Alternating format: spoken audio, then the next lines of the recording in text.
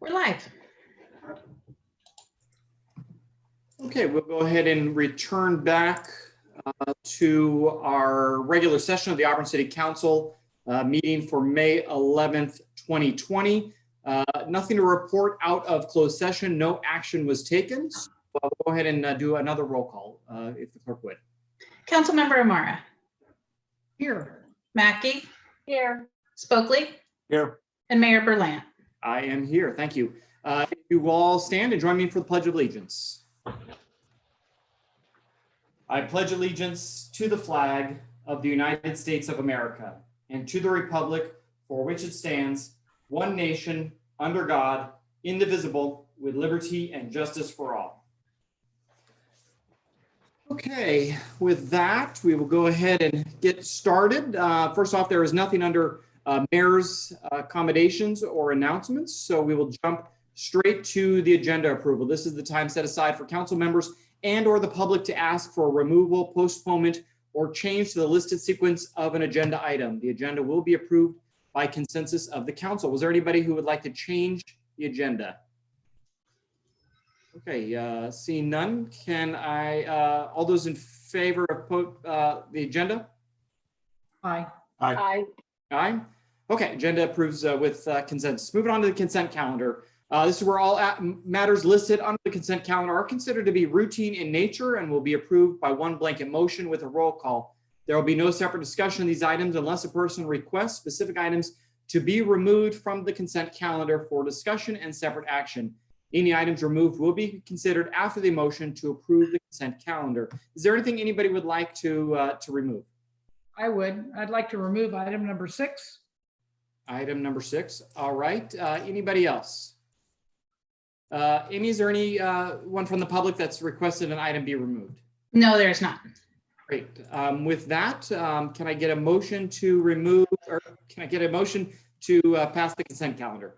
Move approval of the consent calendar minus number 6. I'll second that. Okay, if Amy, you could take the roll. Councilmember Amara. Yes. Mackey. Aye. Spokley. Aye. Mayor Berlant. Aye, thank you. Item number 6, the 2020 street resurfacing project, Councilwoman Amara.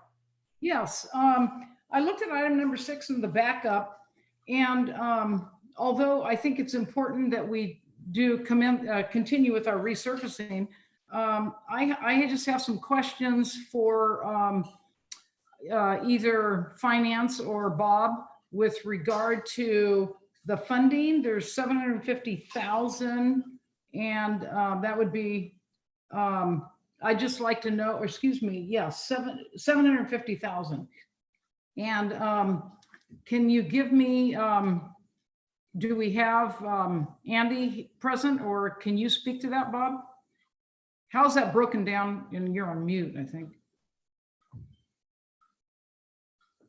Yes, thank you, Council Member Amara, members of the council. For the record, Andy Heath, the city's finance director. The $750,000 project that's before you tonight as a consent item is funded by several sources that are coming into the transportation fund. One of those sources is the general fund contribution of $500,000 that is annually provided by the council as a source towards the overlay project each year. We also have $600,000 that's available in the gas tax fund that is also part of the $1.1 million that's been appropriated out of transportation towards the overlay project. You may recall that as part of the Nevada Street project, the city council did approve a contingency where the contingency amount was added to the total appropriation that was approved for the Nevada Street project. And to the extent that contingency is not spent, that money could also be available for future overlay, in addition to the 1.1 million that's being appropriated. So far to date, it's my understanding that the Nevada Street project is pretty much on target, and a portion of that contingency may be available once the project is done. But having said that, the $1.1 million that is appropriated right now only comes from 2 sources. It comes from the gas tax for $600,000 and from the general fund for $500,000. The $750,000 project before you of that amount, 600,000 is definitely available in gas tax money. Right now, there's about $650,000 in cash in the gas tax fund. We still have a couple of months of gas tax to be received. All the bills have been paid, and everything looks okay for that money to be available towards the overlay. The $500,000, as it always is a discretionary amount that the council can appropriate each year, that amount or more or less, depending on when that item comes and whether or not that funding is available. So that's kind of the backdrop of what is available right now and where the finances stand. And if you have any other questions, I'd be happy to answer them. Now, are we required to put in money from the general fund to match? Are there any matching funds that are required? No, there are not. Okay, and so if I will take that back. Let me take that back. In the gas tax fund, you do have two sources of money that are actually used to pay for, that we appropriate towards the overlay. One of them is the highway users tax, which is the annual amount of gas tax that we receive. And you also have the new money that we've been receiving for about 3 years, which is the SB1 money. The SB1 money does have a maintenance of effort requirement associated with it. That maintenance of effort requirement needs to be met through other discretionary funding, not including gas tax, and paid to pay for transportation/street related expenditures on an annual basis. The city does complete that MOE or maintenance of effort requirement each year because we appropriate a significant amount of money out of our general fund, specifically for street maintenance. So their budget is $500,000 to $600,000 a year, which is more than the maintenance of effort required to get and then ultimately spend that SB1 money. So it's not really a match, it's more of a maintenance of effort, but you're already meeting that. Okay. So we could move the 500,000 back and we'd still have funding to do an overlay? Correct. Okay, and I think in your last report, it was, we have some unexpected deficits that could occur. And what would your recommendation be then? Would it be to move it back in an abundance of caution, or what do you? The $500,000 is discretionary money that's appropriated annually by the council. The $500,000 was approved by the council as part of the adopted budget, and then again as part of the mid-year budget. The mid-year budget did, as you just said, identify several areas of concern that are likely to materialize as we get more data related to the impacts of COVID, particularly on sales tax and transient occupancy tax, and potentially other sources of revenue. I did get some information just today regarding sales tax. And so far, I'm happy to report we're pretty much right on par with what we anticipated, at least for the month of March, in the sales tax for the month of March. Now, as we know, this whole thing started kind of in March. And then, of course, you have all the months of April, May, and June that will complete this fiscal year that will be more impacted. So I guess my response to that would be, it's the purview of the council on whether or not to use this $500,000. The $600,000 in the gas tax fund is available, and that can definitely be used. But the $500,000 is absolutely discretionary money that you can use for pretty much anything, including saving it in reserves. Okay, thank you. I can make some comments, or I could wait. Yeah, Sandy, if you don't mind, let's just hold on comments for a moment. Councilwoman Mackey? I have a question. Andy, how much is the contingency on Nevada Street? I'm sorry, I didn't, what was the question? How much is the contingency on Nevada Street? The contingency. The 10%? I'm not. Because we were hoping Menzel, that no, I think Menzel's on there. Menzel, do you know what the contingency is? You're muted, Menzel. Sorry about that. The contingency is generally around 10% of the project cost. Well, I know it's 10%. How much is that? I realize The that. contingency for the Nevada Street project. Do you know how much that is off the top of your head? Give me 1 second. I'm in contact with Chris right now. That'd be I also about, added Chris to the meeting. Thank you. Andy, we had discussed using the contingency on the overlays, and you mentioned that earlier. So I just wanted to know if we could supplement this 750,000 with that contingency is my So question. it sounds like Chris is available. Chris, if you want to introduce yourself, and then if you have an answer. Hi, it's Chris Chardell, city engineer here. To answer your question, we're tracking pretty well. The total project contingency, the 10% is 433,000. The way we're tracking with potential and executed change orders is about 150 to 200,000 remaining once we complete the project. And a portion of that, a good 70 to 80,000 is change order work that was facilitated or authorized by Placer County Water Agency. So there's even some additional opportunity for extra budget beyond that 150 to 200. And that's part of our strategy here, is to use whatever remaining funding is available once we start negotiating with these contractors to get as much as we can with the funding available. So there's a possibility, Chris, that we would have a couple of $100,000 left over that we could add to our paving projects. That is correct. Thank Any you. other questions, Councilwoman Mackey? No, not at this moment. Thank you. Councilmember Spokely? Thank you very much, Mr. Mayor. I just want to remind everybody on the call that it was last year that we made the decision to defer roadway improvements within the same fiscal year to support the Nevada Street project. And that's why we're now dealing with it so late in the year. And Andy, you can correct me if I'm wrong, but I thought that we all kind of collectively, some of us begrudgingly, said that we would agree to that. So I guess my question is to you, Andy, this $500,000 general fund expenditure that was budgeted is coming into the roadway maintenance program actually a year later than it should have, or a year later than it was anticipated to come to us. Is that correct? No, the $500,000 this year is this year's appropriation. It was last year that we actually did the double up, and we did the $1 million appropriation last year, and that was all moved. Okay. last year. Okay, thank you for that clarification. I had the opportunity to go through our only roadway maintenance document, and maybe this is directed towards Menjel and Chris.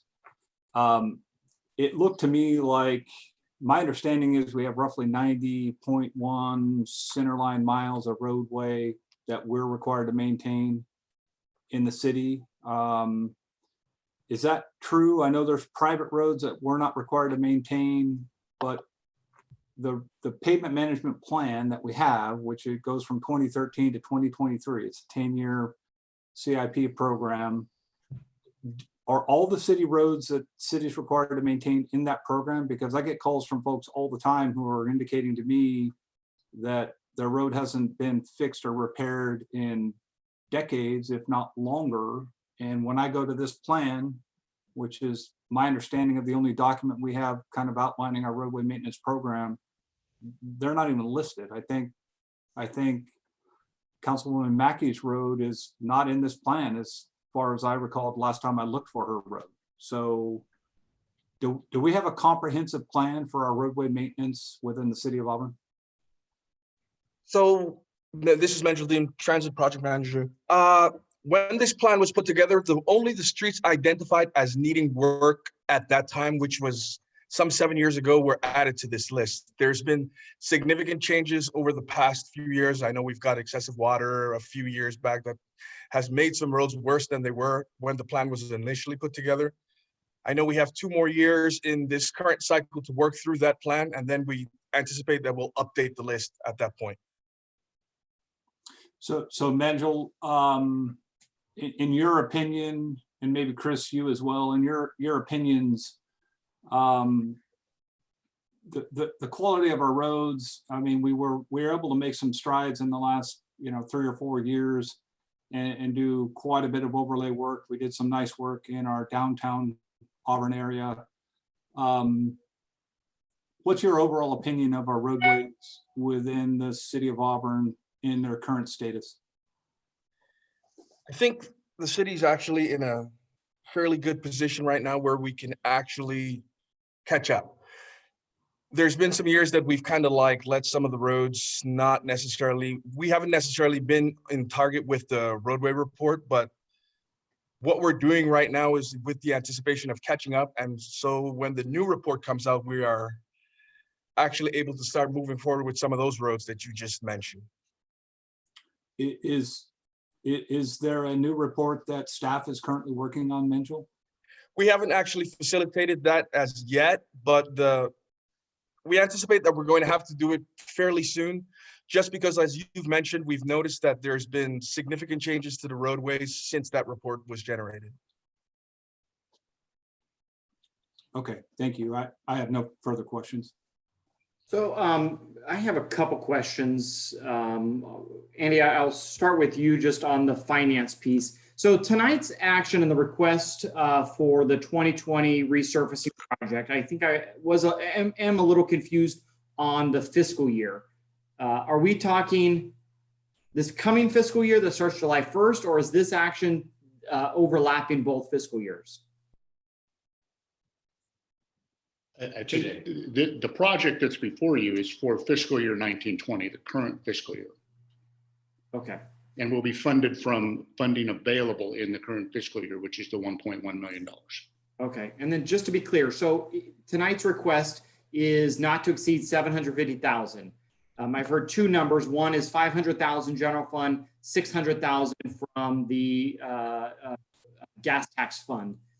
Those don't add up to 750. So is there some guarantee that the gas tax fund 600 plus the Nevada Street contingency, would that make up the 750 and we wouldn't need general fund? Or how, I guess where's the decision-making trigger point of the general fund dollars being used or not? Is it tonight, or is there ability for direction tonight to use the others up to it?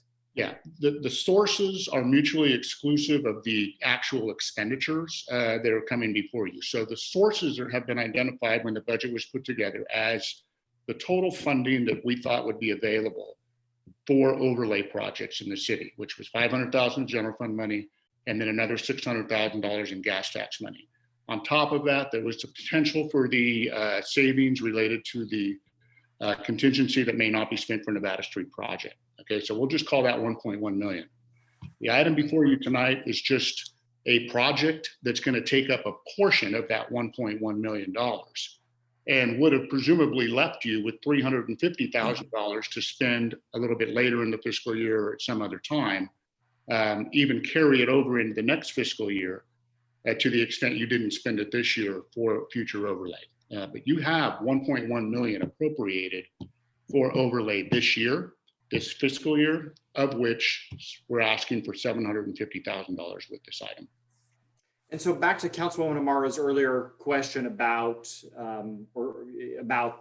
holding off some of the general fund expenditures to make up the potential loss of revenue that we're going to see or already are seeing. With approval tonight of the 750,000, again, is there some assurance that the first up is going to be gas tax fund dollars that are available and then the contingency money? And I guess I'm just looking for how do we make sure that we're not spending it, if it's approved tonight, that we're not approving the general fund dollars just yet? So what we can do is, if you approve a project tonight for $750,000, I will first appropriate anything that's available in the gas tax fund up to the $600,000 that's appropriated, okay, as part of the budget. And you can change that. I don't think there's going to be much more than $600,000 available by the end of the year, but I think that there will be $600,000 for sure by the end of the year. That money can be spent first. The other $150,000, if it's the council's discretion tonight to approve the full project before you, can either come from the savings, presumably from the Nevada Street, There will be, as it's looking right now, a little bit of fund balance that's likely to, and this came to you in mid-year, a little bit of fund balance that's left over in Fund 26, which is your transportation fund, okay? Because you had a little bit more RSTP money, Regional Service Transportation funding, that came in to, I think it was $160,000 that wasn't originally budgeted. So we could even take a portion of that. And Chris Chardella can chime in on this if he wants.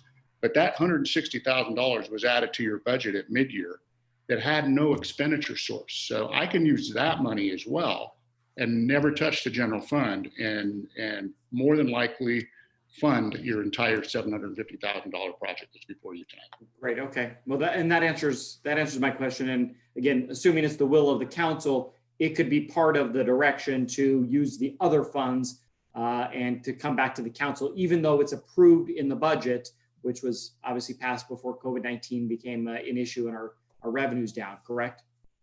Right. Okay. So I do have a question, and this might be best for Menjel. The streets that are listed in here, and and maybe I'm just not remembering how we did it since we've somewhat skipped a year, micro surfacing and then chip sealing. Can you briefly explain what's the difference when we usually talk about overlay? Is it usually broken up into these kind of two subcategories, or is overlay one of these and our Public Works does another one of them? So overlay is a separate item from these two things. This project brought before you is actually intended to preserve roads that are not completely deteriorated to this point. So we're trying to be a little bit more cautious. That's why we brought to you the $750,000 as opposed to the full $1.1 million. And we're looking at streets that we think can be saved. We can extend the life. And so we don't necessarily have to do an overlay, a full 2-inch asphalt overlay on them as soon as necessary. Okay, that answers my question, because some of these streets, one of which I used to live on, was done in the past 10 years. And if I'm not, if I recall, the next major street or even region to be done is Auburn Folsom, that is, has some desperate need for it. But so that's why we're not seeing Auburn Folsom per se, is that these are not overlay projects. These are pre-overlay projects to ensure that we don't have to overlay them again. Does that sound correct? Correct. Essentially what we're trying to do is extend the life of the roads right now. Okay. Okay, that is my questions. Were there any other questions from the council before we go to comments? Yeah, go ahead, Councilmember Spokley. Thank you, Mr. Mayor. Menjel, so you probably heard me talk about this in the past years, but Placer County has a significant roadway maintenance program that they initiate beginning of every year, as I recall. I've asked that we try to coordinate with them to get economies of scale and take advantage of the sheer magnitude of their program. Have we entered any conversation with Mr. Tabor in Public Works Department, who's in charge of the roadway maintenance program for Placer County? Yes, I'm at. So that's essentially exactly what this project is. What we've done, we've piggybacked with what the county's got going on in an effort to get better pricing for this project. That's why the timing was, it just seemed very quickly that we brought this to council, but they've got their project starting. In fact, it's starting next Monday. They're starting in the Granite Bay area, and it's the same contractor that we're piggybacking with them to get these pricing. So Menjel, is there any advantage that the city of Auburn would have if we partnered with them in this bidding process rather than approaching their contractors after they've been hired to do the work? Would there be any additional advantages we might be able to achieve for the city of Auburn? Absolutely. So moving forward, what we plan to do, staff has been in contact with Kevin at the county, and he's been very, very helpful. His staff has been extremely helpful.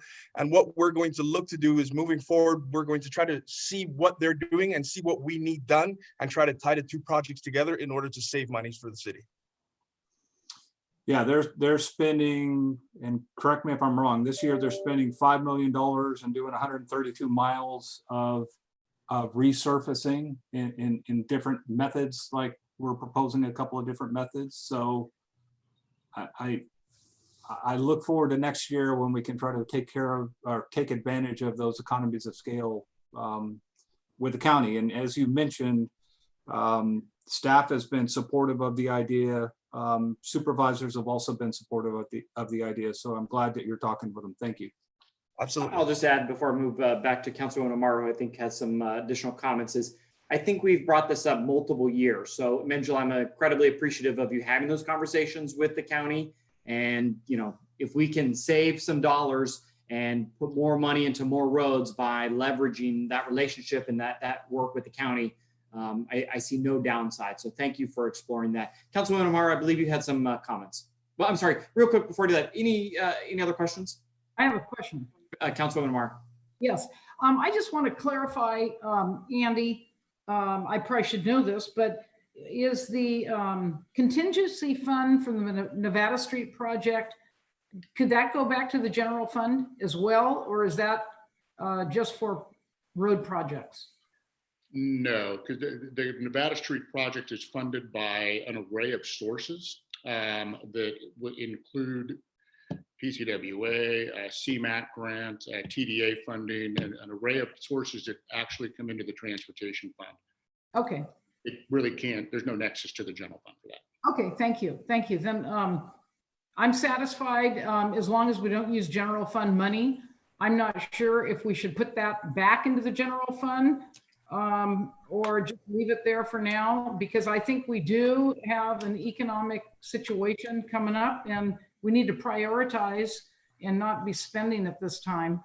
But I'm satisfied with the 600,000 you talked about and not dipping into the general fund. And just a real quick comment on that. I can let that $500,000 that's appropriated right now as part of the transportation fund drop to fund balance, at which point in time, when we bring the budget back, and then ultimately when we bring several iterations of the budget back after the budget's approved by the council, which will definitely happen over the next few months, as we get more information on the impacts of COVID, you can absolutely reappropriate that money back to the general fund from the transportation fund if you need to do that.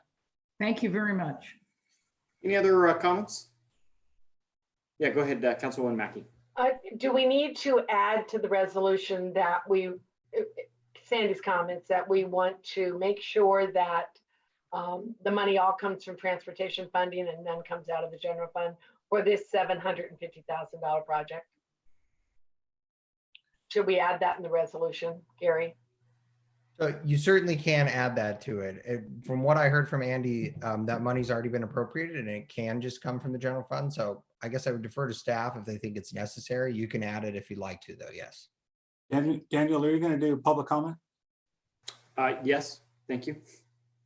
I just want to make sure that we give staff direction as per Sandy's recommendations. We don't necessarily have to add it in the motion if staff understands that we don't want to dip into the general fund for the $750,000 if possible. That's a great point. If there's no other comments or questions, Amy, is there any public comment on this item? I just checked and we have not received public comment on this item. Okay, yeah, go ahead, Councilmember Sweppley. So we all know that in the city of Auburn, we've got a huge liability that grows year over year on us with nobody really noticing, and that's our roadway infrastructure. We got waylaid last year, I think, with the Nevada Street project and diverting funds over to that project so we could get that contract approved and get that thing moving forward. We are so far behind in our roadway maintenance within the city.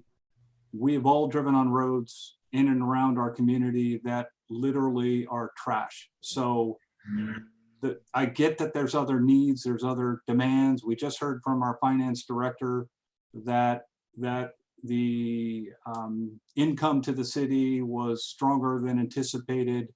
From my perspective, we need to fulfill the commitment that we made to many of our residents back when we voted for our budget to include $500,000 out of our general fund, along with the SB1 funds to get to the $750,000, what we do with the Nevada Street funds. If there are funds after the project is completed, we can discuss that later. But I strongly believe that we need to move forward with the proposal as submitted and commit the 500,000 out of general fund, the 250,000 of SB1 anticipated funds, and get some roads overlaid in our community. Any other comments, or is there a motion? I thought we had $600,000 in SB1 funds, so we don't need to take it out of the general fund. Right. And we can still do the $750,000 project. I thought that was the understanding. Is that correct, Andy? Yeah, you have $600,000 available, which was appropriated into the transportation fund from the gas tax fund. And then you also have $150,000 available from RSTP funding that was originally budgeted that did make the mid-year budget once we found out we were going to get that. So that's $750,000. So at this time, we can do the $750,000 without tapping the general fund.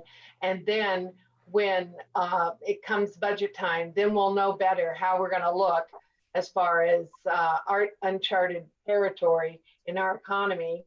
And the 3 to 12 month sales tax deferrals that the governor has handed down for people, and the below zero oil prices for barrels of oil.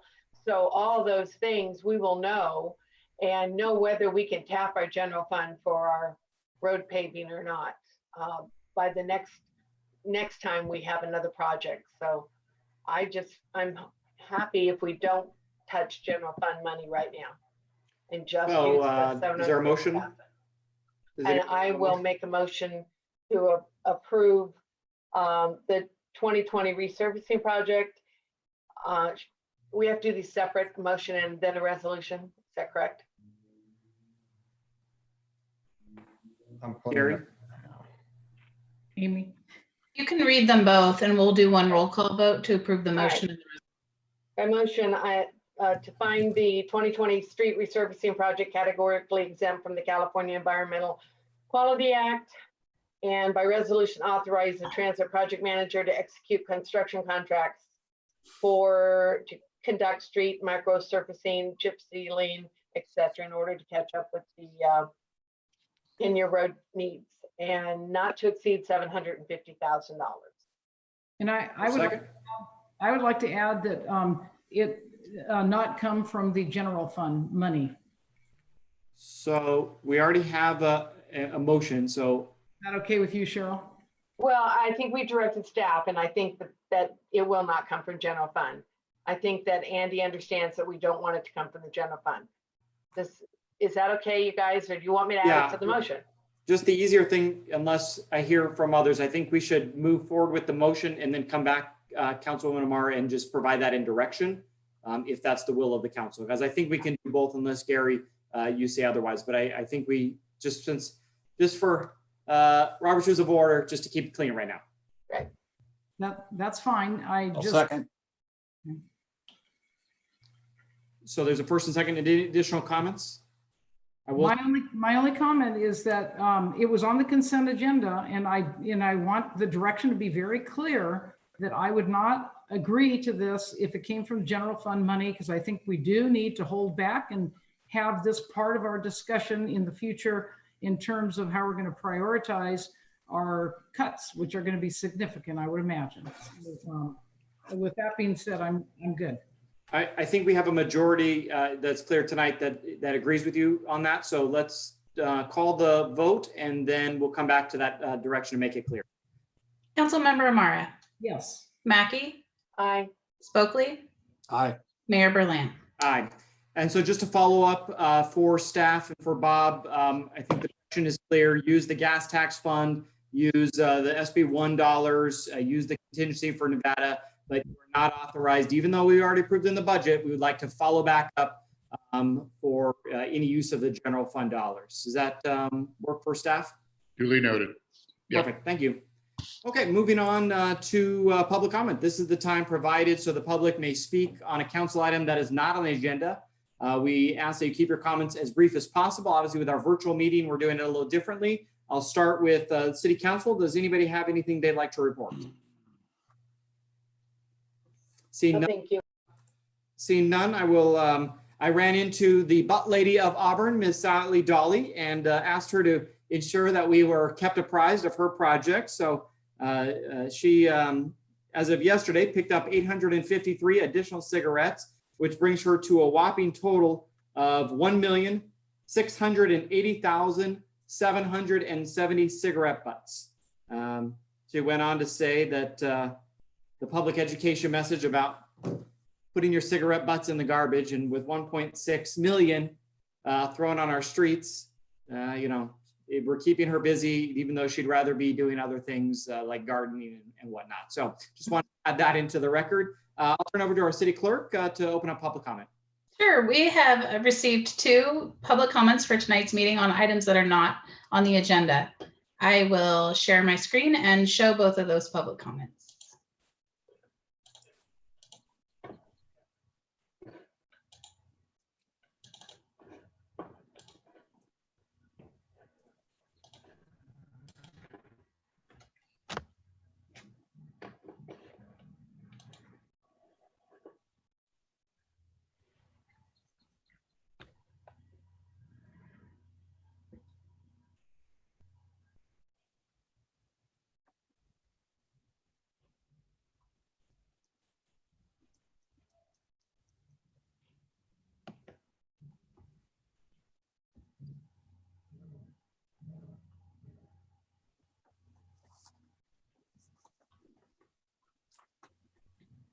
And the next one.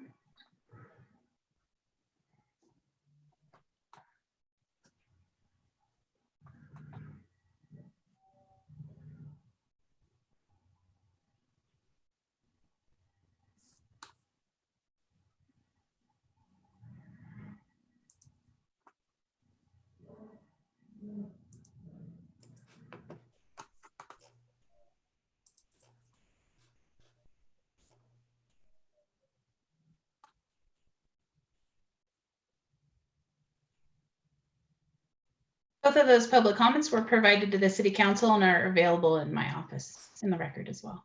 Great, thank you so much. And I will note that the council did receive a couple other emails related to Echo Valley that has been referred over to staff. And as we have already directed, city management will be bringing us an item into the near future regarding the Nevada Street project. And I think that item, as well as a couple others, will be good for some discussion. As far as the first comment, if I can ask staff, refer that to our next economic recovery workshop that will be scheduled on Friday so that we can flesh out the suggestion that was made. We'll be happy to.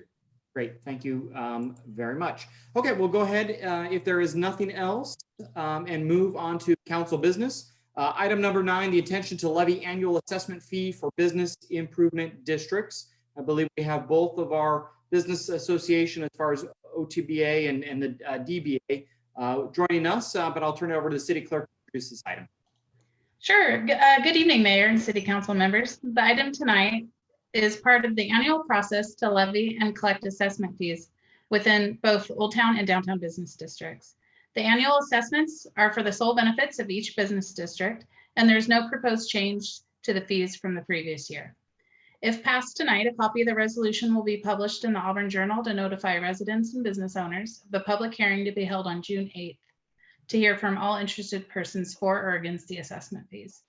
Tonight, you will hear 2 brief presentations from the business districts. I have Addison Brown. I do not have him currently on the Zoom call. I can follow up with him. He will be representing downtown, and Jordan Minyard representing Old Town Business Association. He is on the call, as you can see.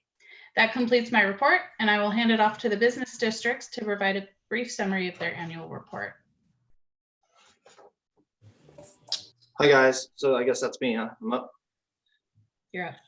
All right, so last year, I know you guys probably have all this in front of you too. I'm not going to bore you with all the numbers, but we had a successful year as far as our events that took place. The tier 1, 2, and 3 events that we kind of laid out last year it kind of goes as follows. Tier 1 is stuff that we ourselves do. That means we are responsible for the entire process from start to finish, and we collect the fees thereof.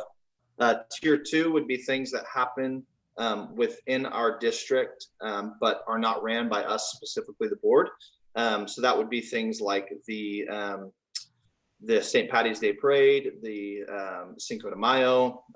These are things that obviously happened last year, didn't get to happen this year. But those would be tier 2. And then tier 3 would be things that happen within Auburn that we can help to promote. Tier 1 events were very successful last year. We focused obviously on the Auburn Co-op and continuing that process. All of the events were very successful. We were able to generate some income from each of them. And the whole goal this year, and what we've been moving towards, and actually had much success before all this went down, was in uniting the districts between the Old Town and the downtown, and even the air park. And we've had much success in that. Before all of this happened, we had met as an Old Town and a downtown board, and we began to unite our websites to start to cross promote, and even just to create consistency with our promotion. All of that was going swimmingly before all of this took place. So we had a goal of this year of doing half of our co-ops in Old Town and half of our co-ops in downtown, to actually show sort of to show that unity that we had created between the Old Town and the downtown board. All of that was on track, but obviously has since been put on hold. Hopefully we can still have some co-ops, 1 or 2, if that's a possibility later on, depending on obviously what happens with the governor. And the other thing, the antique fair has been canceled. We already did cancel that. So this year, obviously things are gray. We're not sure exactly what's going to take place. We're focusing right now on trying to get our districts open. That's our big push. We've been able to meet. We met last Friday when we all met and discussed some ways that we can practically try and get this thing reopened. And I think we've come up with some ideas. We are seeing some success with some small openings in our district in the Old Town. We're trying to continue to push that in a safe way, and doing it under the guidelines that are set forth with the county and the state as best as possible. But we definitely have hopes to still do some events if we can get back on track here. There was a lot of energy around the co-op, and we were looking forward to being able to do it in the dual districts to really show a different side of Auburn too, but to really show that Auburn is one town, not made up of 2 districts as it's been in the past. So currently we have about 20,000 in our account. Most of our money is spent currently on the advertising, paying Grow to deal with all of our advertising, to make sure that our brand is on point, that we are curating consistency, and that we're getting in front of people. And that's been successful. We've had great success in just getting our name out as a district. And we're really hopeful that that will continue into the downtown side as well. And we can do that as a unified front. I don't know what else you guys might want. Great, thank you, Jordan. Before we go to questions for the Old Town Business Association, Amy, were we able to get Addison back on the connection? Yeah, I was just speaking with him. He was having a hard time logging in, so we are working on it now. Okay. Well, he just got into the waiting room. Oh, perfect. I'm adding. While you're doing that, does anybody have any questions for Jordan and the Old Town Business Association? I'm here. Question. Go ahead, Councilwoman Mackey. Hi, Jordan. I probably should have asked you this the other day, but how many businesses do you think Old Town is going to lose because of this crisis? So we've currently lost 2. A third one that we're concerned is going to be lost. There will absolutely be more than that. I'm convinced. So if I'm speaking of my own business, we have till about the end of May to become viable. We have to make sure that we can become a lot busier than we are right now by the end of May, or else we won't make it. There's a lot of businesses and a lot of owners that I've spoken with who have the same sentiment. We have to either start something now or we're done. So we just fold it up. So I think it's getting to that desperate point where people are saying that we've got to try something. That way we don't just give up and throw in the towel. And we're kind of all getting to that point at this juncture. Yes, I imagine you are. Thank you, Jordan. Any Mhm. other questions for Jordan? Yeah, go ahead, Councilmember Stockley. Hey, Jordan, thanks very much for your report. The idea of combining the downtown and Old Town business districts has been something that's been talked about since I got to town. Your sense is that you were getting close before the coronavirus situation occurred, the pandemic occurred? Absolutely. Yeah. And what's cool is that, you know, I'm a here lot. for you guys now. I apologize. I'm here. So Oh, you're fine, I'm Addison. listening. So Yeah. I'm sorry. The 1225 code was not working. It was spacing. And so anyway, I apologize, but I'm here. No problem. We'll let Jordan answer questions, Addison, and we'll come back to the. No problem.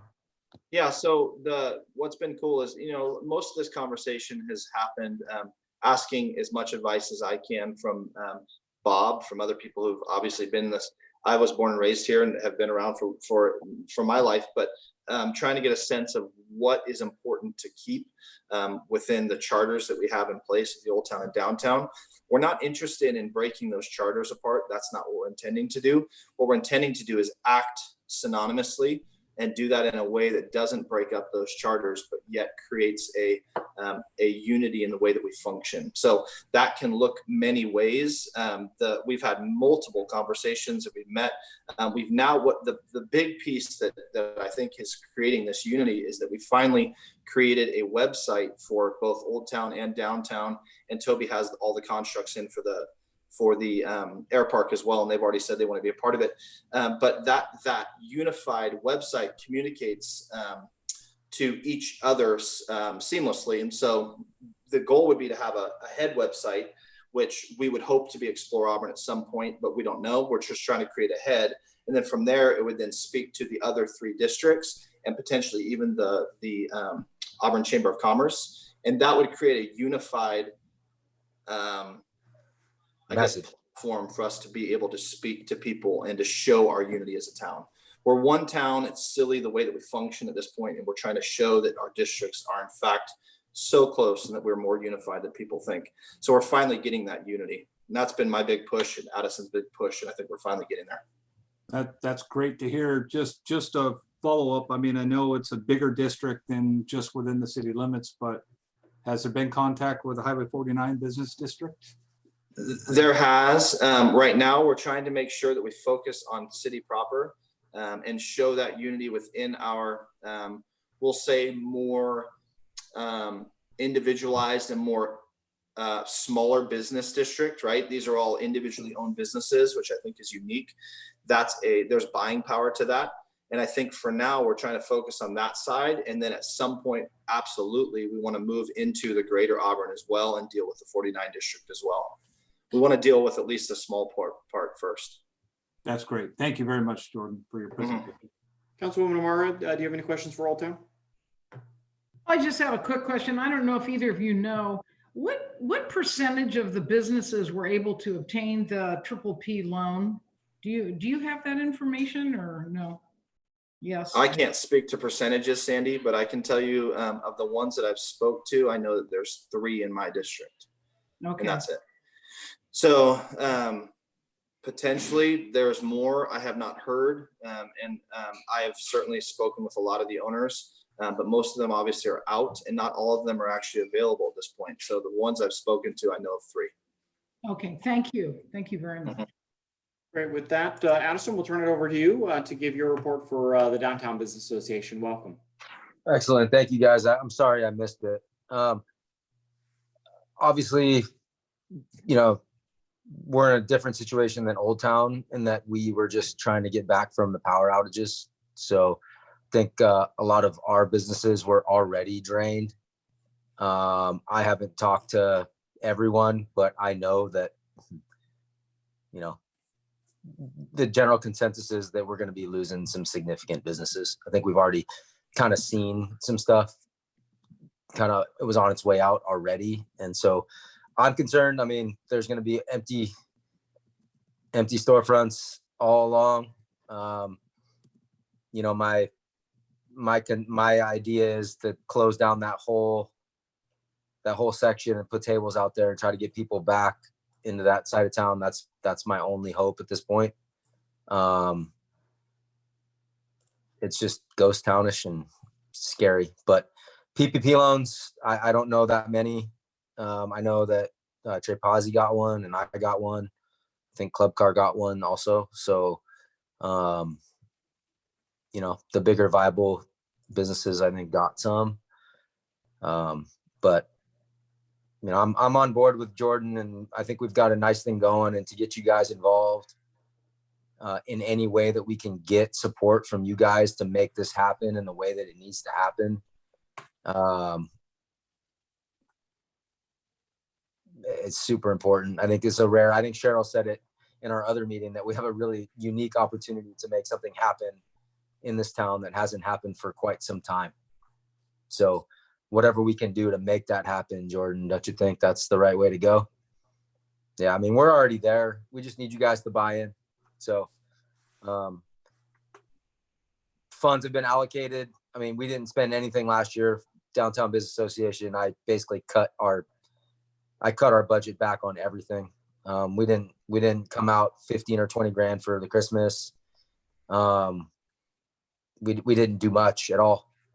We basically built this website to hopefully get in tune with what Old Town's doing. So, you know, moving forward, if I'm any part of it, that's going to continue where the money goes, is how do we come together and provide a common theme, common message, and co-branding, even with the city. I mean, if we can all come together on something, I think that's the way to go. So I don't have tons to report. It's empty, ghost town. I've been involved in a lot of my own issues. So, you know, April has been a huge part of holding our business association together, and I'm very appreciative of her. But that's pretty much all I got to say. I mean, I appreciate all you guys. I know we got a lot of things to deal with, but in general, you know, from what I get is the consensus is the town's ready to come back. So if we can just be careful, I think we'll have a good chance. Great. Thank you for that, Addison. Yep. Go open up questions. Councilwoman Mackey. I just want to maybe give you a little bright spot, Addison, that Chuck Heiselman of PG&E, formerly of PG&E, now works as a consultant for Pioneer Energy. Okay. He has been working with PG&E to change the grid system, and he has succeeded. We had a problem with City Hall had power, and the police station did not have power. Downtown didn't have power. Old Town did have power.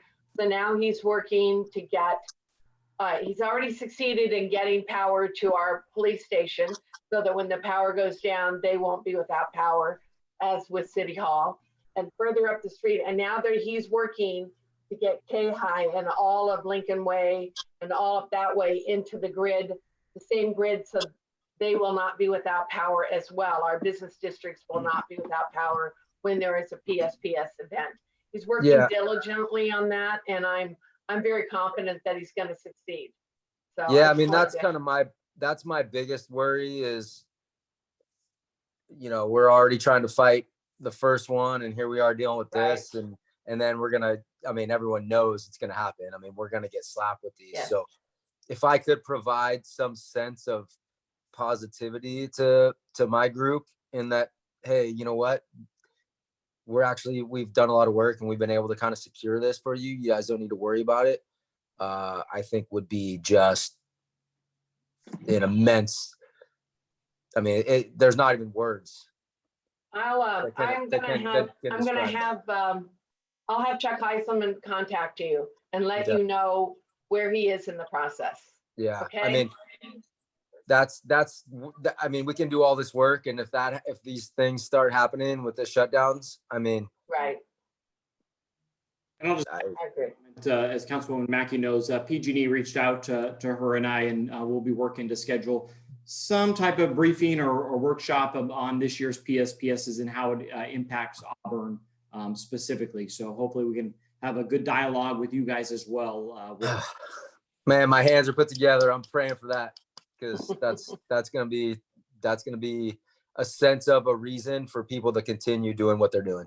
Yes, I agree. So, Any other questions, Councilwoman Mackey? I'm done. Thank you very much, both of you, for all that you've done for our business associations. We really Of course. appreciate it. thank you. Yeah. Councilwoman Amara? Yeah, I just have a comment. You know, Addison and Jordan, I love the idea of closing down the streets, and I actually researched it a little bit. There are cities that are temporary operations permits, and Gary probably knows about that. You know, I'm it's- sorry. it's a Can you simple- go back just 1 minute? My daughter walked in and I got distracted. No problem. I'm No, sorry. just in reference to your idea of having outdoor dining so that there can be proper spacing and you can get adequate number of people to come to your establishment so that you Yeah. can make money. Mhm. A lot of cities, from my research, I pulled up one today. They're coming up with temporary outdoor restaurant operation permit applications, and you simply fill out a permit, indicate, have a little site plan and hours, and then it's the discretion of the city manager to allow that. And I think that that's something that we should all look at. Yeah. So I guess I'm kind of similarly in line with what you're talking about, but I'm kind of talking about something maybe a little bit different in that we still, because for a restaurant like mine, or for a restaurant to move their operation outdoors and to do the permitting and all that stuff it's extremely difficult. It's almost impossible. And especially now that none of us really have a lot of exposable income to kind of build some new thing we're doing.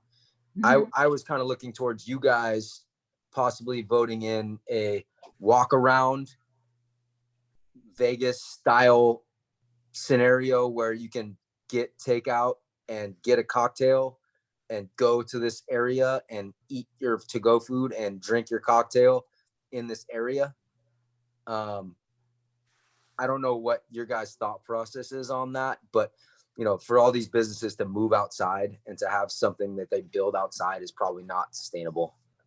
So I don't know what the likelihood of that is for like a short-term solution, but I think that that's good information. And If I can just add, right now we're focused on the Business Improvement District levying their fees, but we do have an item on the agenda on COVID-19 updates, and our city manager will be updating us on some of the things that he is working on and trying to figure out how we fit it into the phased in reopening by the governor. Obviously, we talked a little bit on Friday, the group here with our business associations, but just to a little bit answer your question, Councilwoman Amara, I have asked the city manager to briefly update us on where he is on some of those elements as well. So hopefully, Jordan, you guys will be able to continue to watch the meeting, and if not, because they do kind of labor on, we will be bringing the discussion back to our next economic recovery workshop. good. Yeah. And I missed a lot of it, so I apologize, but this is kind of where I think we need to go in the short term before. I mean, I know we're going to learn a lot real soon, but these ideas are other places that are being successful or implementing these things. So.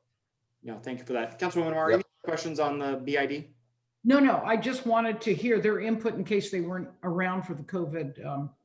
So that, I appreciate that, Addison. I don't know if Jordan wants to chime in on any of that. No, I'll just from what was said, I'll wait until the right time. I'll hang out too.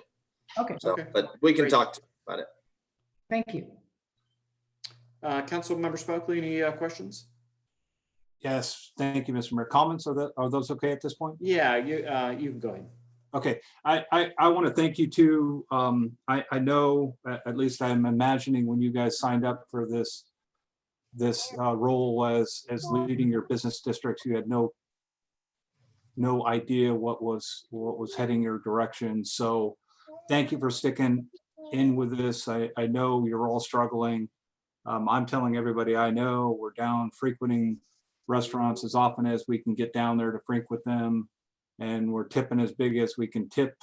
So keep up the hard work, hang in there.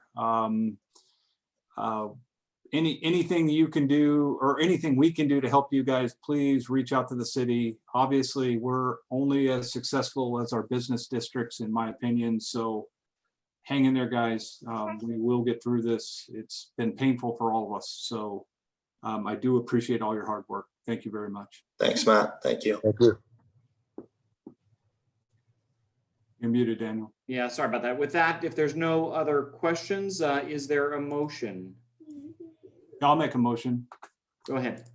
I'd like to appoint the city manager as the advisory board for the Old Town Business Improvement District and for the Downtown Business Improvement District, and direct him to procure or produce the report required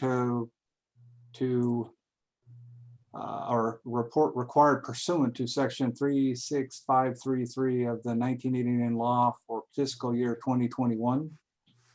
I'd also like to approve the annual reports as filed by the advisory board for both the Old Town Business Improvement District and the Downtown Business Improvement District. And I'd like to set a public hearing for June 8th, 2020 to levy the annual assessment fees for the fiscal year of 2020-2021 within the Old Town Business Improvement District and the Downtown Business Improvement District. Second. I'll second Okay, that. we have a first and a second. If there's no comments, we'll take the roll. Sure. Before I do that, I'd quickly like to note there was no public comment received. Oh, I'm sorry. Thank you. Okay, no Okay, no public problem. comment. Thank you for that. Councilmember Amara, Yes. Mackey, Aye. Spokely, Aye. Mayor Berlant. Aye.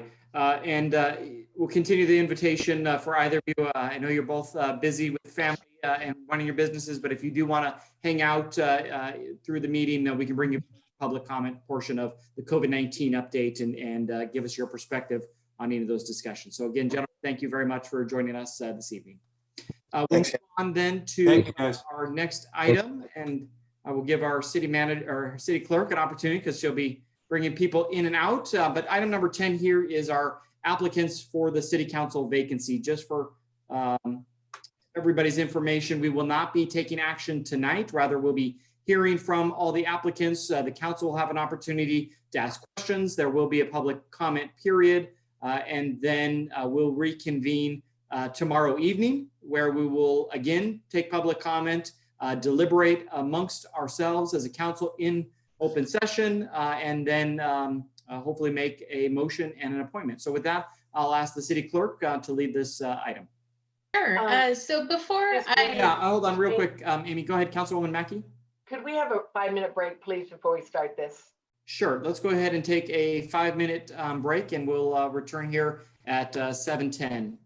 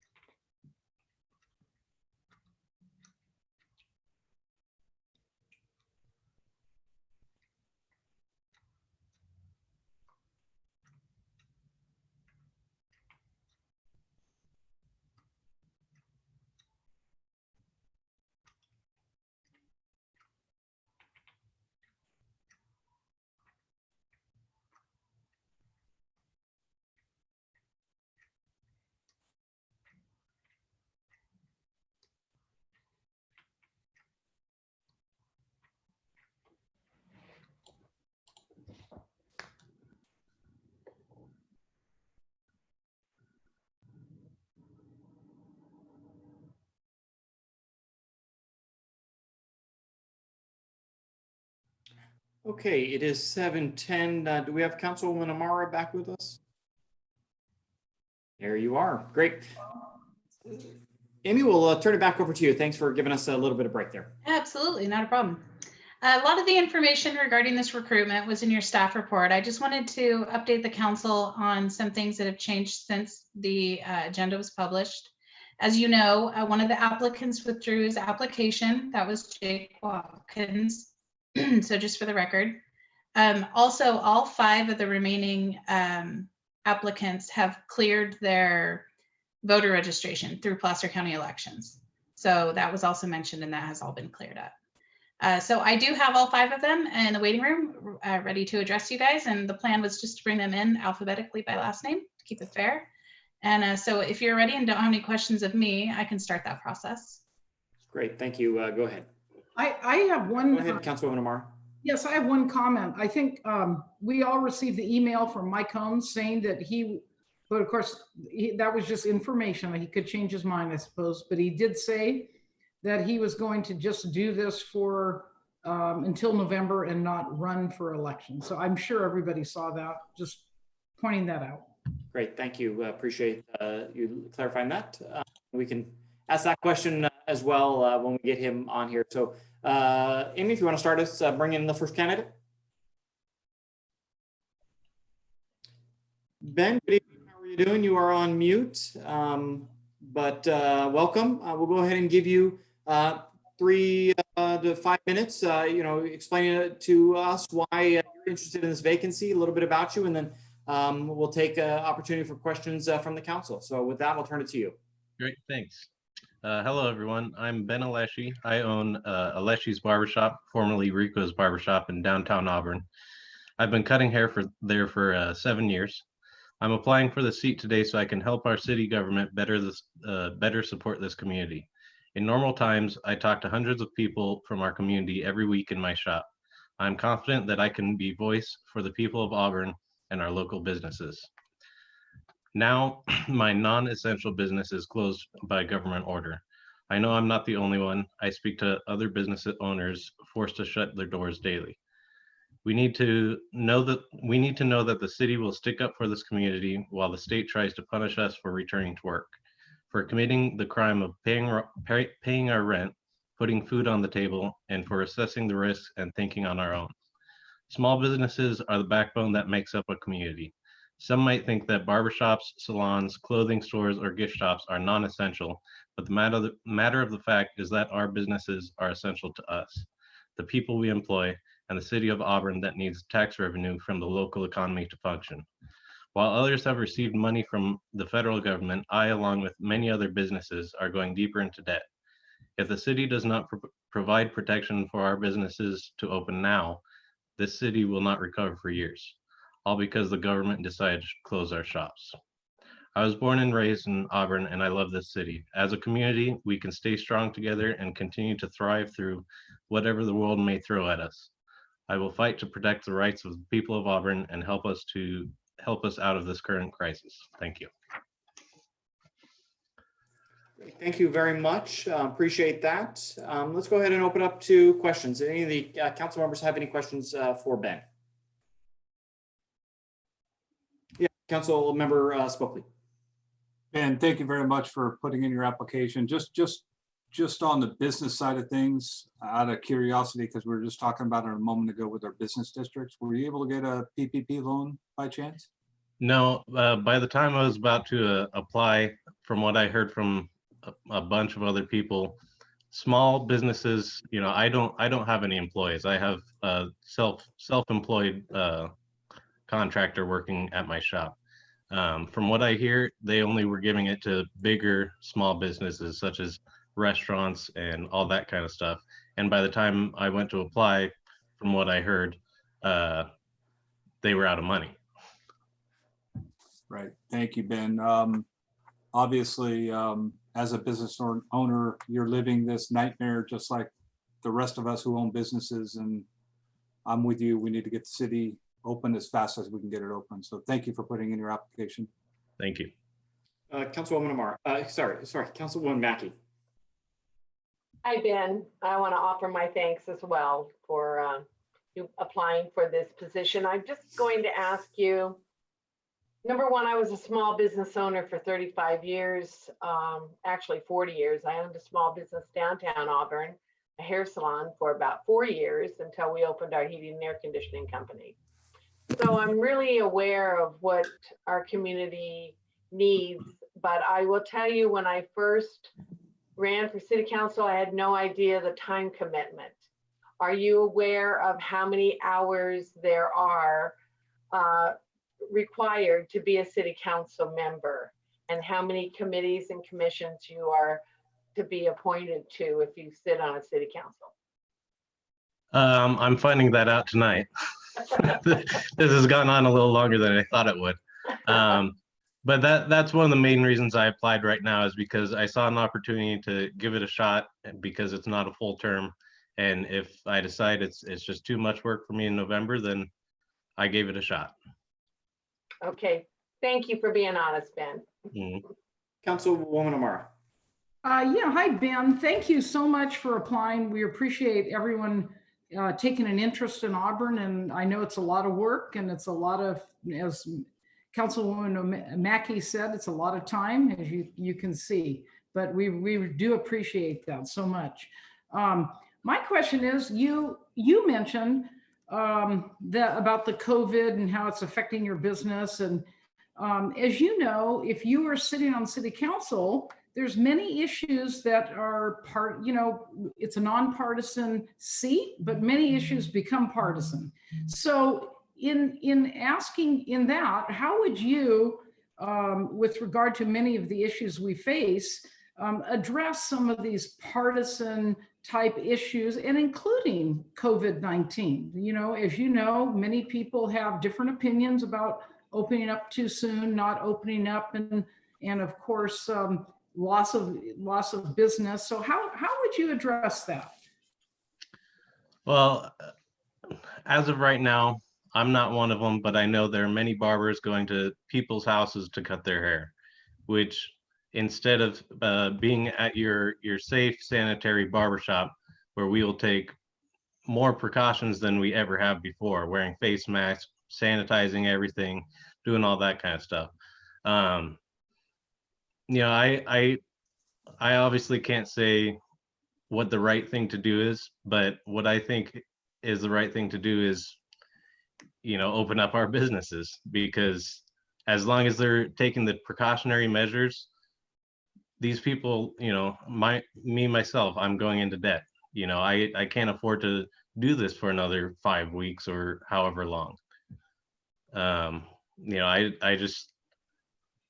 feel like we need to start opening things up, taking very precautionary measures, but we need to open things up. Okay, thank you very much. I appreciate your answer. And I'll join the other three and thank you. It's not easy to put your name out there, and it's not easy to publicly take a position on different issues. So just getting to this process is an initiative in itself. I want to take my question one step further from Councilwoman Amara. You brought up wanting to reopen, which I think you'll get sentiment from all four of us that we're in agreement. But one of the struggles that we have, not just in this issue but many others, is the state or even federal requirements that we must follow. Sometimes that's because they have control of funding, or because they have control of the decision. It's a statutory or regulatory decision that the city actually has no power over. So what would be, and you can use the COVID-19 as the discussion point, but what would be your thoughts of how do you actually educate residents on issues that, as a city council member, you really don't actually have any power to change? Well, I just think about like Yuba City, who's they've allowed all their business to open up, going against the state. Like how far are we going to let the state control us? People are going homeless, people losing their homes, losing their businesses, and it's because the state is enforcing us to stay home and not live our lives. Okay, no, appreciate that. Any other questions from the council? Ben, anything else you'd like to add to us? Obviously, we have your application and we have your credentials, and those are all publicly available for anybody watching as well. But anything you'd like to add in conclusion? I just want to say thanks for listening to me, and thanks for having me here. Yeah, appreciate that very much. Thanks, Ben, for spending a little bit of time with us and Mhm. for waiting through the meeting, because they can be long and lengthy. So thank you. Thank you. Thank you. Amy, I'll turn it back over to you. Sure. Next, I have Alice Dowden Calvillo. Going to bring her in from the waiting room.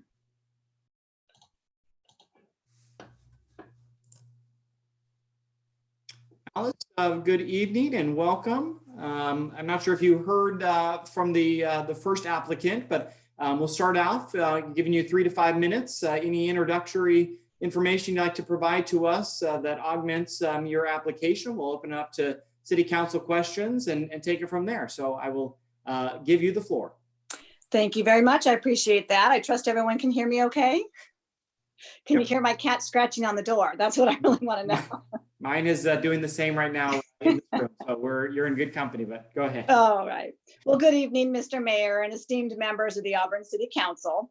I'm grateful to have this opportunity to convey to you my deep interest and appointment to the Auburn City Council and to answer any questions that you may have about my specific qualifications and/or experience. I'm honored and proud to call Auburn my hometown. My family's happily lived here for generations, since the 1840s, in fact. And serving on the City Council and working to make Auburn the best that it can be for our residents, our businesses, and our visitors is really my way of giving back to a community that I love. From the effects of COVID-19, key staff vacancies, to the high threat of wildfire, there are many challenges ahead for the City of Auburn. And I believe that my unique public sector experience, along with my expertise, makes me a strong candidate who can serve the city well during these most difficult times. Specifically, I've spent probably most of the last 3 decades in high-level positions within state and local government, including my time from 1998 to 2005 when I served on the Auburn City Council. During my tenure on the Auburn City Council, I worked tirelessly to enact an enhanced tree preservation ordinance that was supported by businesses and environmental groups, approved projects with open spaces, and I collaborated with members of the community on affordable housing projects within the city limits with minimal opposition. These efforts demonstrate my ability to tackle tough and sometimes polarizing issues with win-win results. I also actively sought to create a public-private partnership to complete historic projects such as the Auburn School Park Preserve and the construction of the public restrooms in Old Town, Auburn. These were projects that the community had long desired, had some difficulty achieving, but with leadership and perseverance and bringing all stakeholders together, we were able to get them done. I also began discussions with federal, state, and local agencies responsible for managing the federally owned lands adjacent to the city for the purposes of fire protection. These discussions resulted in new agreements for wildland fire protection, as well as the establishment of the Auburn Fire Safe Council, which are still very relevant today. Working as a member of Governor Arnold Schwarzenegger's senior staff exposed me to a myriad of new challenges and urgencies, the experience of which would make me a very insightful council member now, I'm sure. However, perhaps most applicable experience now is based on my development and coordination of the governor's response in conjunction with the governor's cabinet to state and local emergencies, such as the Placer County's Angora fire and including the subsequent cleanup. Freezing temperatures during the winters of 2006 and 2007, where millions of dollars in crops were lost and farm workers were displaced, requiring additional housing and food assistance, and the cleanup and rebuild of the collapsed freeway overpass in Oakland in 2007.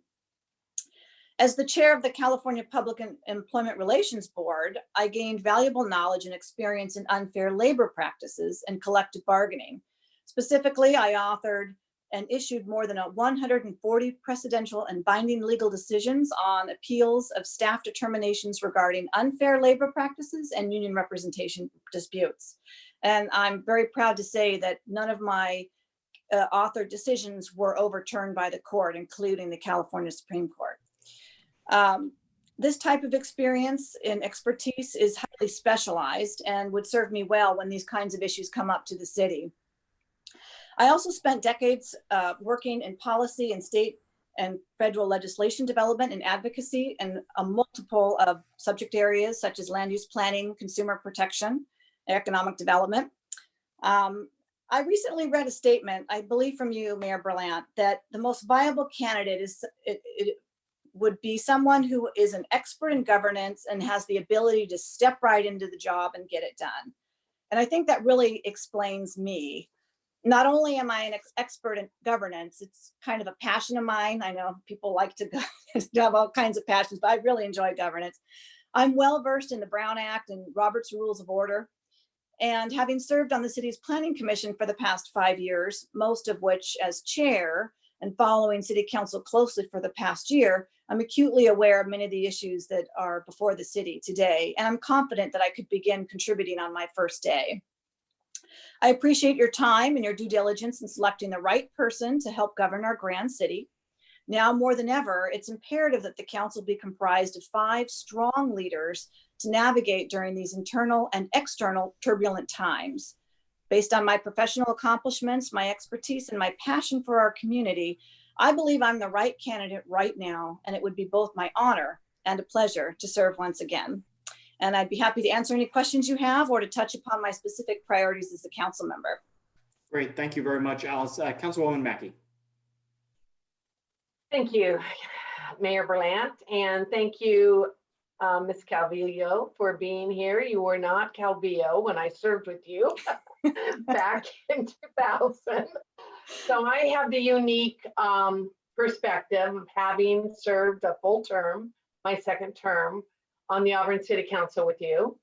And I have no complaints or regrets about those 4 years. I just want you to know that. But I'm going to ask you the question that people asked me when I came back and ran for city council again. I got asked this over and over again. Why? Why do you want to run again? Why do you want to serve on the Auburn City Council again? Why? Yes, that's a very important question. You know, really, right now, we are in this midst of an emergency with the pandemic. And I feel that my expertise and my experience is a way that I can help. It's been, as you know, such a difficult time for so many people. And I love this city. I'm passionate about this city. And this is something that I can do. Some people are great at having time. They can volunteer hundreds of hours to a cause. Others have, lots of money to spend. And really, my expertise and my gift, I guess, is my ability to govern and to work well with people and to collaborate and bring people together on common goals, to try to think outside the box. And so that's really why I want to serve. I want to be able to give back to the community. And I know some people say I'm crazy, but it's something that I enjoy it. As I mentioned, it's something that I do really enjoy doing. And it would be my honor to come back. Thank you. I'm sure a lot of people call each of us crazy at times. It happens. Our friends must all think we're crazy. Thank you very much, Alice. Thank Appreciate you. Thank you very much, Councilwoman Mara. Alice, thank you so much for putting in the time, and your application certainly was thorough and very, very, very well put. I really appreciate that. And I appreciate you running and stepping up and all you've done serving before on city council and planning commission. And so my question is, though, I know you've been following very closely our city council meetings, and as you're very aware, there's many issues that are very partisan. And sitting on city council, you have to be nonpartisan. And so I guess my question is, what would your approach be in terms of, trying to be open and fair and nonpartisan, number one, on all issues, and maybe specifically how would your approach be with the COVID? I'll let you take it from there. Thank you very much. I appreciate that. And that's an important question. Certainly city council is a nonpartisan office, and I remind people of that every day. And because of that, you have some latitude. But for me, really, the best practice is to collect all the information available, talk to all stakeholders, all individuals who are involved, and really formulate your decisions based on fact, based on information, and to look for more commonalities. You know, when there are partisan issues, there's got to be some common thread somewhere, and finding that and working that until you can reach a compromise is always a beneficial outcome. I've worked in many environments that were partisan. When I was a chief consultant to an assembly policy committee, I was hired by the one party, but when I was about to leave, I actually had letters of recommendation from every single member of the other party. They all praised me for my ability to be based in fact, and to provide the information as it was, and to steer away from some of those extremities. So I guess it's the same thing even with Planning Commission. I take a look at the issues, I ask a lot of questions, I talk to stakeholders, and I make the best and most informed decision that I can. I don't base my decisions on partisan politics. I base my decisions on information and so forth. So I really don't let that guide me in everything I do. Certainly, I am a fiscal conservative, so I'm always looking at how we can tighten our belt on those kinds of things. But I don't go into looking at an issue as being this way or that way. I look into an issue as how can we solve this? And with COVID, I think that really there is a middle road on there too. I really do. I have been watching the governor on a regular basis, listening almost daily. When he first got out of the gate, I thought that, you know, he was doing great. I kept thinking, okay, we got to do this, and he'd be addressing that. But I think that also being part of this community, I understand how difficult it is for our businesses. And so I'd like to be able to have that happy medium. I am in full support of the county pursuing the variance. I know they had a meeting today about that, and trying to get as much as we can, and then, you know, going as far as we're able to within the confines of the rules. So, you know, that's really what I would do. I mean, it's really taking a look at of the facts and making your decisions based on that. And I would look forward to lots of healthy discussion. Thank you very much. Thank you. Thank you. Councilmember Spokely. Thank you, Mayor Berlant. Alice, in full disclosure, you've been my appointee on the Planning Commission for what, 6 years, 7 years now, coming up on 7 years. So I was going to ask you a very similar question to what Councilwoman Amara just mentioned. So I'll try to retool this question. Outside of the COVID situation and the shuttering of our economy, what is your feeling as to the next highest level priority for the city of Auburn? You know, COVID is so important right now, and it ties to so many things, you know, the economy and funding it. But if you took that all away and there was no COVID, because really, I guess, you know, like I said, it's multifaceted in its effects. I think that truly the threat of wildfire is a huge issue for us. Public safety is huge. And I actually include in public safety, safe streets, because you got to be safe with safe streets. The streets aren't properly maintained, then people can be injured and even killed. So really public safety is a critical area. You know, we've had a few increases in criminal activity based on the last report that the chief gave us, but the wildfire threat is very significant.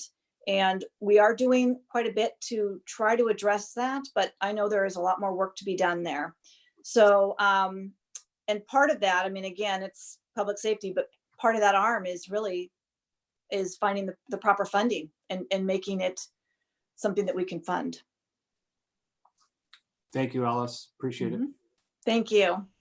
So I just have one question to add to what my colleagues have already asked you, but you know, taking Councilwoman Mackey's question just kind of one step further, tonight, you know, we have the option of a couple candidates that are experienced like yourself, and then a couple candidates who don't have experience. And you know, there's a lot of, you know, push to have new ideas. What do you think, you know, why do you stand out after already being, a former mayor, a formal council member, versus somebody who might have potentially new ideas to bring to the council? Well, I'll say it's been a long time since I was on the city council. I stepped off in December of 2005 when I went to go work for Governor Arnold Schwarzenegger. So a lot of time has passed since then. I've had a lot of new experiences in a lot of different fields. And so I bring a lot more to the table than I did back when I first served. I have plenty of new ideas. So, I am someone who has been around. Certainly, I think that my experience and my expertise is something unique about me. But I think that having more than 3 decades experience under my belt has given me some additional perspective, that I didn't have as a youngster. No offense, of course. I was right in your shoes, Daniel, I'll take it.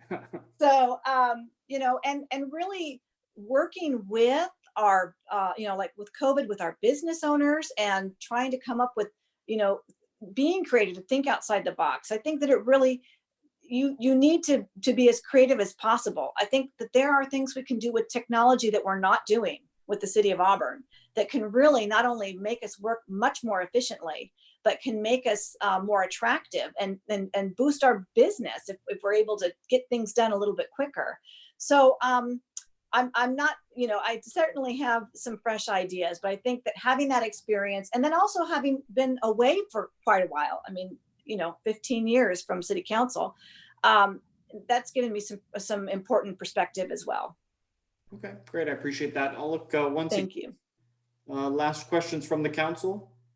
Seeing none, I'll pass it back to you, Alice, to give any conclusion comments you'd like. Wow, concluding statement. Well, again, I just like to thank you so very much. And you have a daunting task ahead of you. It was a tragedy when we lost Mayor Kirby. It was a surreal experience. I couldn't believe it. And I have, certainly any person, any candidate has big, there's big shoes to fill. And I would be honored if the council were to appoint me, and would look forward to it very much. I'd roll up my sleeves and dig in and get in there. And as you know, I am running for city council in November. So that's just for the purposes of the record. Great. So thank you very much again. And thank you for your service you guys have been doing. I love the workshops on Friday. So you guys are also doing a great job. So thank you. We appreciate that very much. Thank you for joining us. Amy, we'll go ahead and bring in the next candidate. Sure. Next, we have Dallas Drake.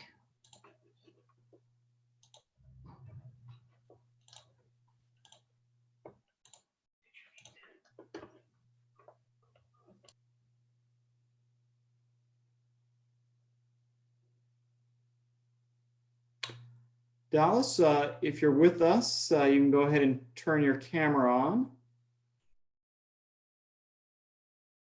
Oh, camera.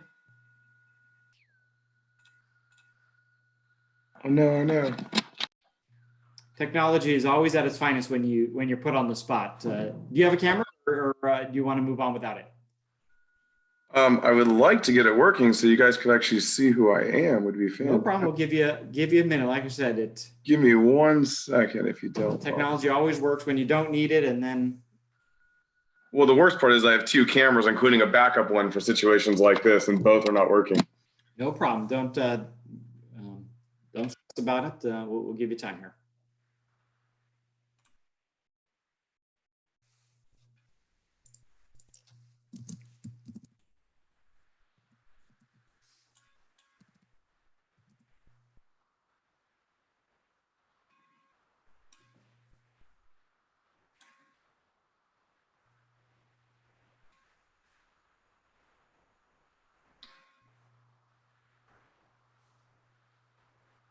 There we go. And we can see you. So Dallas, thank you for taking the time this evening to join us. As you may have heard from the other candidates, we'll give you 3 to 5 minutes to introduce yourself to us, explain to us why you think you're the best candidate, and we'll open it up to the remaining council members to ask you questions and take it from there. So I will pass it on to you. Absolutely. Thank you, Mr. Mayor. Well, let me start with hello, Mayor and council members of Auburn. I appreciate the opportunity to address my candidacy for the open seat on the city council. Since I am obviously the unknown, a quick bio is definitely in order. I was born in Napa, grew up in a small town in South Dakota. I have a degree in sociology from UC Davis and a few professional certifications from some prior career paths. I currently work within the live event industry as an independent contractor and fulfill a variety of ever-changing roles. I'm a small business owner out of Citrus Heights and have begun pursuing new opportunities within Auburn. And I'm truthfully excited to see where my Auburn story is going to take me. My career has given me opportunities that I never dreamed possible and create experiences that let me develop my personal growth in an environment of varying conditions, locations, and situations. I've been trusted to help develop and build temporary cities with people from all walks of life, utilizing a sense of creativity, rationality, and ingenuity that's outside the thought process of some. I strive to have a positive impact on those around me, and I find enjoyment from the success and growth of others. Now we get to the important part. As far as Auburn's concerned, I think moving forward, we do need to focus and we need to maintain focus on the staples of the city, which is housing and small business development as stated before. They are staples that define a community through investment, both financial and emotional, and provides a cohesion that keeps individuals living and shopping local and is especially important with the pandemic we are currently in. I also feel our city services need and deserve our support as much as they support the city. We should actively remember to provide support for those that are there when we need them. Now more than ever, there's been a negative public stigmatization of government, from police departments down to building departments. We need to do what we can to support those who support us and rekindle the idea that it is our local government and works with the residents for the residents. I also feel that other community concerns such as crime, homelessness, graffiti, blight created by poorly maintained structures are all things that need attention, as the problems seem to be on the rise across the country. We all desire to increase our sense of well-being, community, economy, tourism, etc. But we need to maintain focus on the positive actions versus demand things into existence. Only then can we experience and deserve the outcomes as a reward for our careful consideration and local investments. I understand this has been a time of turmoil for many reasons, and I recognize that while it is demanding to serve a position within the community, this will be amplified due to the shortened term and the fallout from the shutdowns we've all experienced. I'm ready for the challenge and embrace it.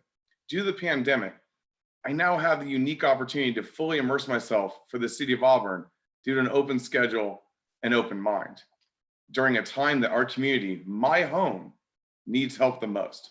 The group of candidates is intimidating, to say the least. Years of experience, proven levels of success in politics and within the community. With true leaders like this, what chance does one without a legacy stand in times like this? Hopefully the council can realize and embrace this rare opportunity for new growth, not simply the immense problems of today and tomorrow, but for the considerate investment in leaders for the next generation. Let's not forget that the experts we depend on, our doctors, lawyers, even this council I am addressing, were once beginners themselves. Appreciate it. The time. Great. Thank you very much, Dallas. Appreciate that introduction. Go ahead and open up to the council. Councilwoman Amara, Mackey. Sorry. I keep getting you mixed up. Sorry. That's okay, Mayor. That's just fine. Well, I keep looking at you and somehow I get Amara. So please, Councilwoman Mackey. Hi, Dallas. Hi, nice to meet you. Councilwoman Mackey. Thank you so much for applying. We really appreciate it. You sound like you have an interesting background and a lot of energy. So those are two things that, well, energy is one of the major things you need on an Auburn City Council. I'm going to ask you the same thing I asked Ben, and that was, well, first of all, I want to know, are you interested in, if you were appointed, are you going to run for the seat in November? I did not put it in my speech, but yes, I'm planning on running anyways. Okay, that's good to know. So do you recognize the time it takes? And are you a good time manager? Because it takes a lot of time to be on the Auburn City Council. We are a small city, but we still have many committees and commissions that each of us sit on, and regional committees and commissions. And there's a lot more to it than just going to a city council meeting. Do you have that ability to commit that amount of time? Absolutely. I feel that one of the perks of what we're currently going through, no matter how tragic the situation is that it does, with the pandemic and the shortened term kind of combined, I have this opportunity where my industry is actually shut down for the rest of the year anyways. So I will not be participating in any events. So I have a complete schedule to really jump in 110% and get a full, well-rounded experience and actually invest a little bit over maybe what some others could invest because they have other obligations to their businesses and such. And I have the ability to freely move those time schedules around and won't be impacted by them. So I assume it will be definitely investment of time normally, let alone in my, let's say, newness, it'll be a little bit more energy contributed and time. But honestly, the extra councils and all the other things that might turn somebody away, I think that's one of the most fantastic parts. You're not just making a decision for your community, but you get to participate on all these levels and really pull in a good group voice. And that's the extra time invested there is just fantastic for everyone to move forward. Thank you very much, Dallas. I appreciate Absolutely. the answer. Councilwoman Amara. Hi, Dallas. Hi, Councilwoman Amara. So, nice to meet you. Good I to meet you. background. Looks like you live in a place with looks like a nice setting. I do. I live off the canyon. My stipulation was I had to be in Auburn. And then the second stipulation was I had to be able to see the things that make Auburn amazing. Beautiful. Two requirements. Well, I live in Hawaii, and I'm Just for the record, I'll note that she does not, and she is in Auburn at her home. So Dallas, how long have you been in Auburn? So we moved to Auburn, I believe 10 months ago is when we moved. I started coming up to Auburn and trying to make friends and participate in the community more about a year prior to that. The statement goes that with my work, I traveled a lot and I've lived around the country in multiple places and I've experienced a lot of the country, and from the sandy beaches of the Caribbean to the beautiful Pacific Northwest, I have this insane fascination with Auburn as being a fantastic place to raise a family. So with child on the way and my fiance, we had to make sure we did that here because this was the place we could, you have kids walking down the street downtown. It's fantastic. This is an amazing place. Well, congratulations. And then I want to follow up on that.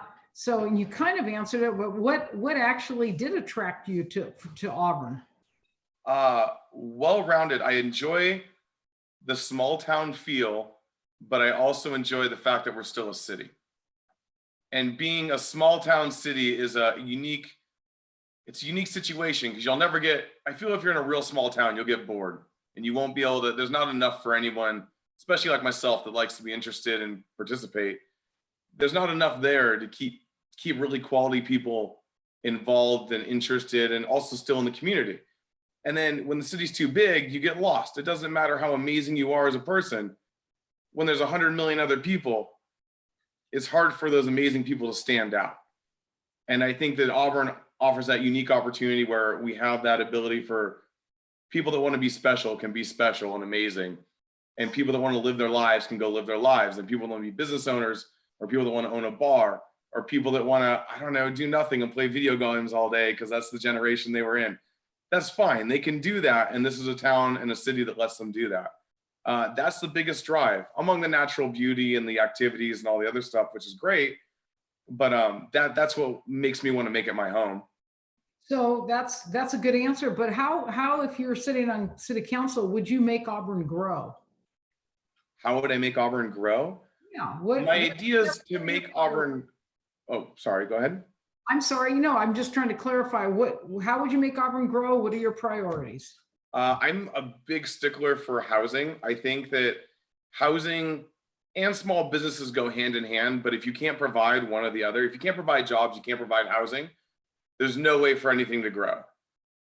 So I do think that housing here seems to be an interesting situation. I would like to see more projects that maybe involve people with a better quality of living. I've seen some housing. I do some real estate stuff on the side, and I have seen housing situations that weren't great. we had trouble finding a rental and such when we were originally moving up here. So it's obviously tax for housing. And then also along with jobs, I feel that residents, there's a decent amount of employment, but I feel like we could also increase the quality level of employment. Bigger businesses definitely help, not so much the bigger retail businesses, but if we can find something that's more in like a stable work environment, and bring in some sort of bigger company that's in the process of developing something, that's substantial for good growth, good solid growth for a community. I mean, a Walmart's not going to help with that. So. Okay, thank you very much. Absolutely. Appreciate it. Thank you, Councilwoman Amara. Councilmember Spokley. Thank you, Mayor Berlant. Dallas, great presentation to us. I enjoyed reading your application. Thank you very much for throwing your hat in the ring here. I love the idea of young folks that are interested, and I'm making an assumption there that you're young, but I like the idea of young folks throwing their hat in the ring for local government. In my opinion, diversity is super important in what we do here at the city. And just to give me a little better understanding of where you're at, and granted, you've only been here for a relatively short time, but been visiting, it sounds like, before that. In that time frame and where you're at right now, what do you see as the biggest issues facing the city of Auburn today? One of the biggest issues, I'm sorry, it's good meeting you, Councilman Spokley. And one of the biggest issues today in Auburn, I mean, we can definitely see that. I feel that the town is really well put together, and I think it is growing in the way of almost like holding up a higher end beauty. But it is true, you drive downtown, especially old downtown, we have vacant buildings. A lot of that isn't so much the fact of the buildings themselves, but it could also just be, there's a lot of heritage type businesses that aren't as viable anymore. And there's a lot of youth that aren't going to take up those businesses. So those businesses have potentially run their course in today's day and age. And that's a big issue for the city, is definitely keeping a nice business infrastructure. And a lot of those classic small town businesses aren't upholding themselves anymore. So I think it's a major issue for Auburn as far as letting it grow and becoming better. And especially even as what I first saw when I came to town was that there's some amazing stuff, and then there's a little bit of blightful stuff that could still be potentially cleaned up, maneuvered, and help residents. You want to maintain that level of, how do I say it? Pride. We want to keep that pride up, because that pride's what fuels it. I mean, there's really no need for a brand new white picket fence except for your pride that puts it up there.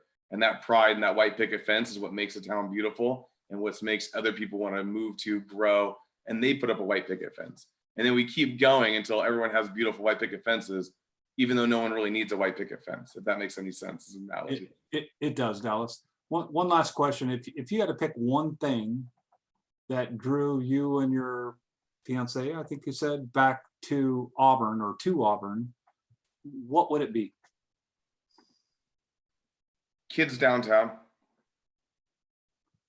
If there's people under the age of 16 that can walk downtown and go out and participate and go to a yogurt store, and they can potentially get a slice of pizza or a sandwich, or the high schoolers can make it out, and it's safe enough for them to do that, I mean, that should be all you need to know about a town for sure. That will tell you the defining characteristics of a city. Dallas, thank you very much. Pleasure meeting you. Thank you. Dallas, first, congratulations on your little one on the way. That must be very exciting and a little stressful and nervous at the same time, but congratulations. I want to ask you, I really appreciate, hearing some of your ideas. And I asked this question to the last candidate, and I appreciate your acknowledgement of that there are individuals that have significant amount of experience, specifically on this council. Why do you think that this council should take a risk on somebody new versus somebody right now, especially during the fact that we're in a state of emergency, bringing in somebody who already has done the job before? Well, Mr. Mayor, I believe that it's a two-part answer. first off, I think taking the risk isn't necessarily the best decision. However, with all the different combination of situations at play, it almost makes sense in its own little way. I feel like I hate to say it, it's almost the amount of time there isn't enough to even get someone that was experienced back up to 100% where they can participate at the level that we would require of a voted in, official. So I think it's an interesting opportunity, and that's what creates it, where we can train someone new. And plus, we also have an instant out. It doesn't matter if it's me, if anyone gets voted in the situation, they still have to go through a vote to maintain that at the next election. So it's a great out. If the community is not happy or it didn't work, at least you've given some value and experience back to the community. That person can maybe make the rounds back again, or it works out and the community is happy and it was a great wager. I think with all the turmoil that's gone on with the city before, and I hate to call into like any specifics, but we've all seen news and we've read and all this. Is it that much of a risk in the situation? Like, if the person voted in doesn't do anything crazy, we're kind of no worse off in a way, in my book. And then you're also having the fact where all those years of experience, the people with all the experience, they've come and gone, which is fantastic. But why weren't they the people elected in the first place with all the experience? Why weren't those the people that were here keeping us out of the situation or helping with the situation we were already in? So even with all the years of experience, those people still left. They've left the community and they've come back, which is fantastic. Well, they haven't left the community, but they've left the position and come back, which is fine, but it's still they weren't here the whole time. So I don't know if I can guarantee they would do as great of a job just because they do have all that experience. Yeah, no, I appreciate that very much. So one more opportunity, questions from the council. Seeing none. Dallas, I'll let you provide any conclusion comments you'd like to make. Absolutely. I think this has been a fantastic experience. I do appreciate the council for taking the time. Hearing the public in any way, shape, or form is completely taxing, I'm sure. And it is fantastic you guys take your busy time out to even hear applicants. I know that if I was in your shoes, I'm sure I would skim through, and we have people that, such as yourselves, have all had like a relationship with somebody, and it definitely helps. But I do appreciate opening it up and making it as possible for people from the community to participate. And it's just another reason this town is a fantastic, fantastic place where we have options where in times of need, we can take the 10, 15, 20, 30 minutes to hear somebody that might be a random and a nobody and hear their case for why they should be allowed to potentially participate. And I do appreciate the time. Great. Thank you very much for that, Dallas. Appreciate Absolutely. Thank you. the time to Thank you, join us Dallas. this evening. Thank you, Joe. Thank you. Amy, we'll go ahead and let you bring in the next candidate. Have a good Absolutely. Next, we have Mike Holmes.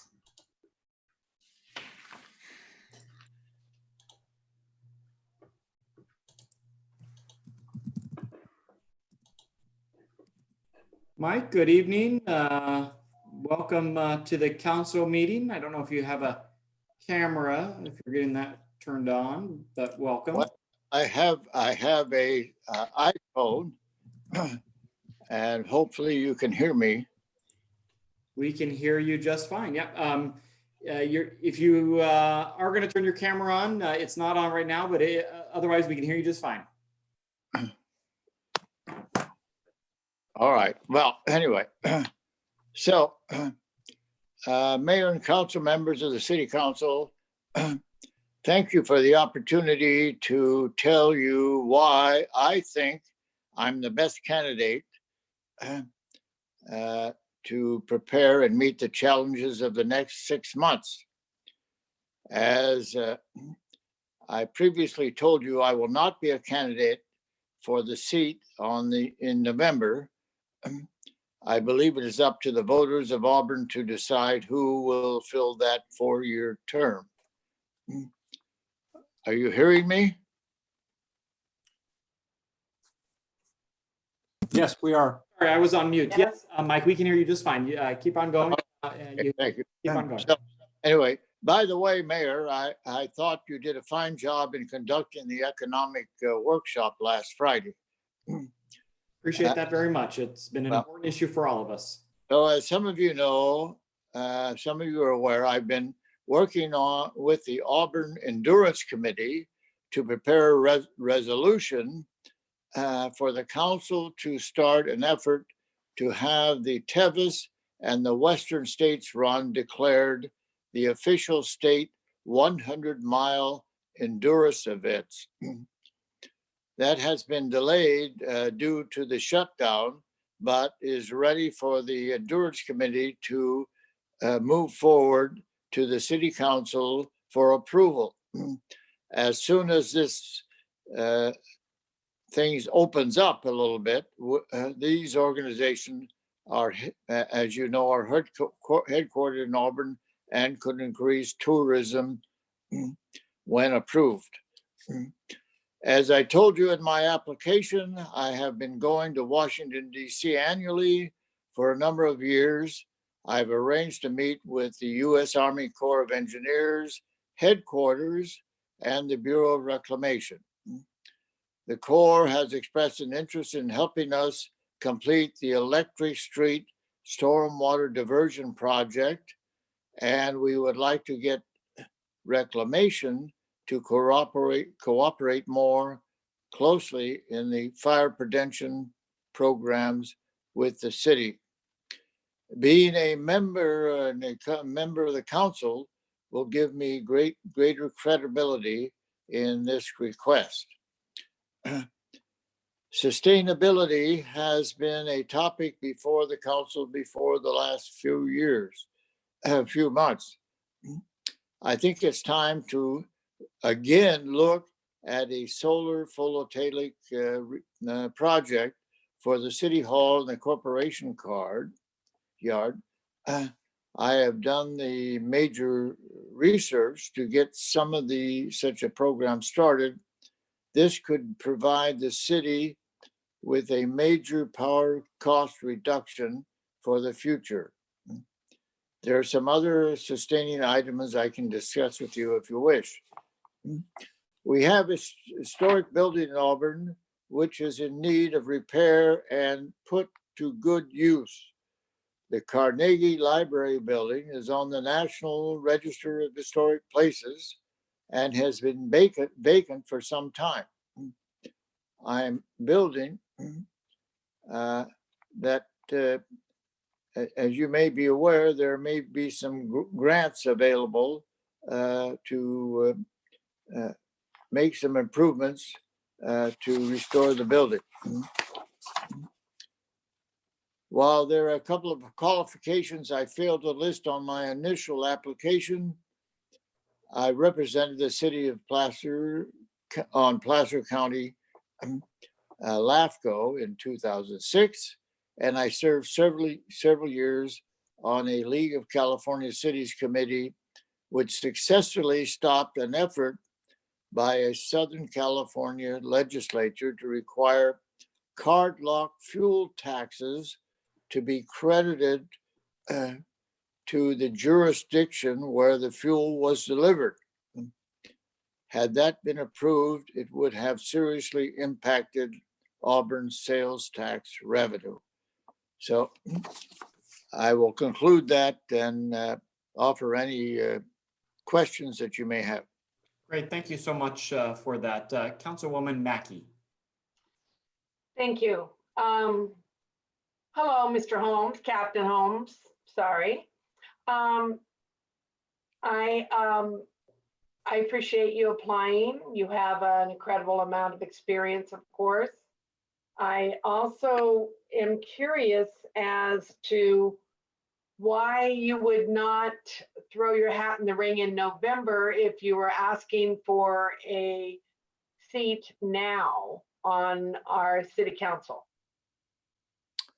Yes, well, thank you asked me that because, as you know, a former council member who is now deceased had challenged me to run, and I think that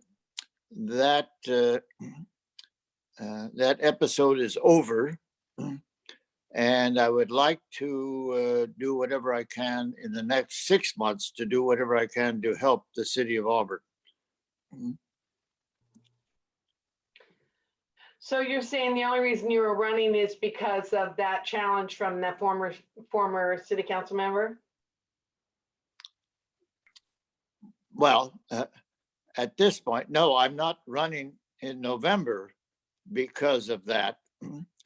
But I Right. think I think I have some things to contribute to the city of Auburn between now and the end of December of this year. Okay, well, I understand that.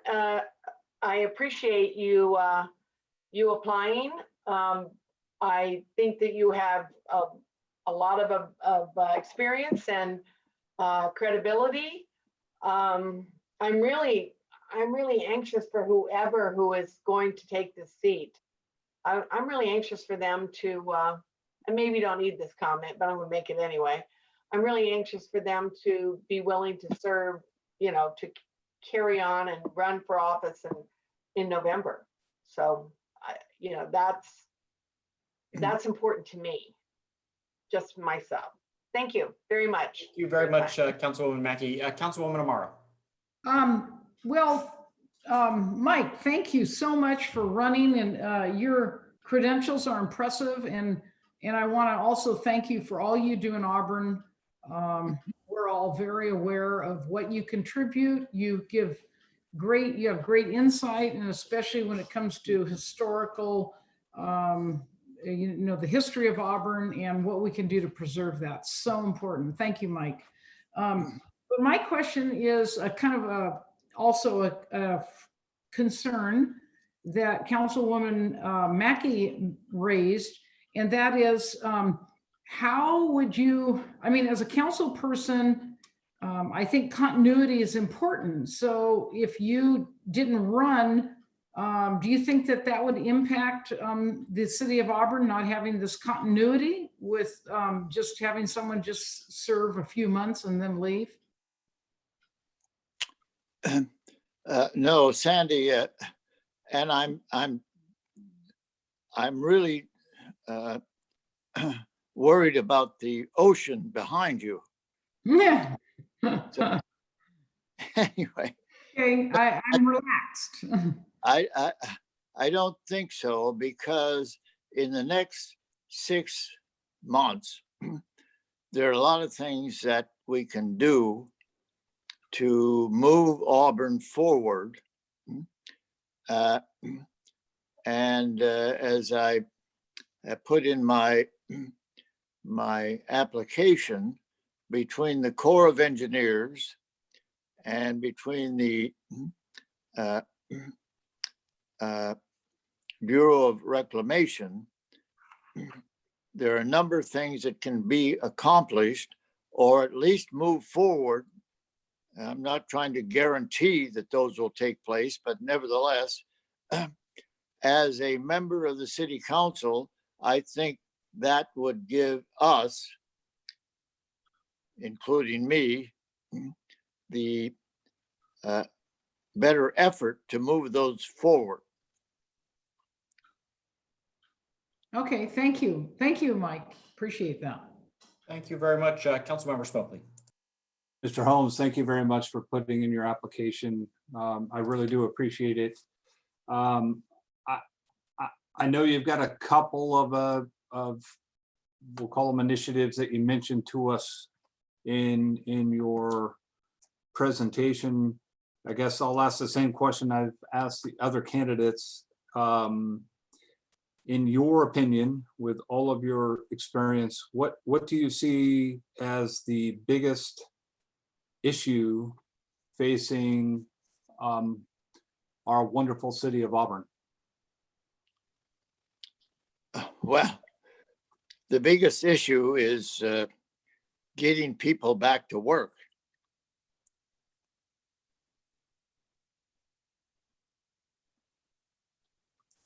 I would agree. Do you have any thoughts on how you would do that, given the state influence and the county's position on doing that? Well, as you know, the county is moving forward to try to get the governor to relax things.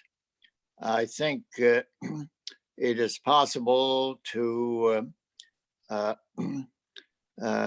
encourage people to use more masks when they're out in the public. And I think a lot of people are, they're afraid to go out to buy local. But so I think,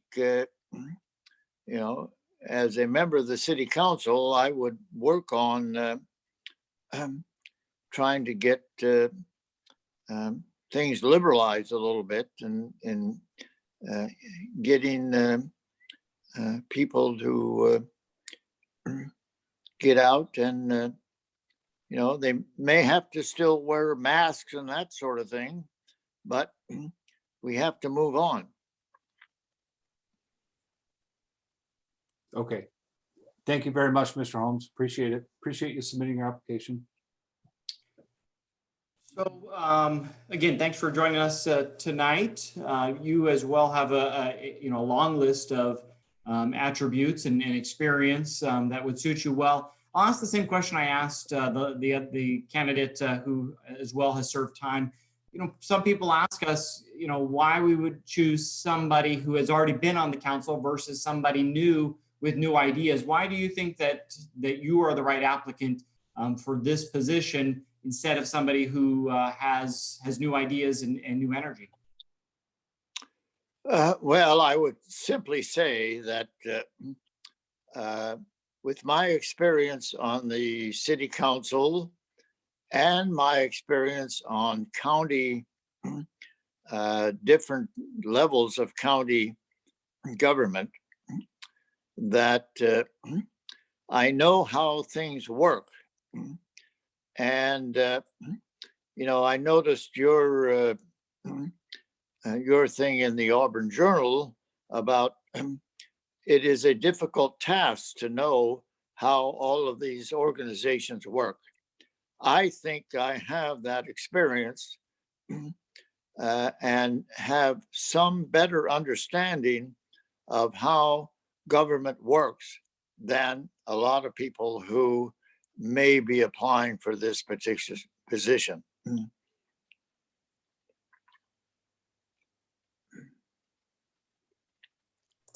Okay, thank you for that. Sorry, I was trying to find my mute button.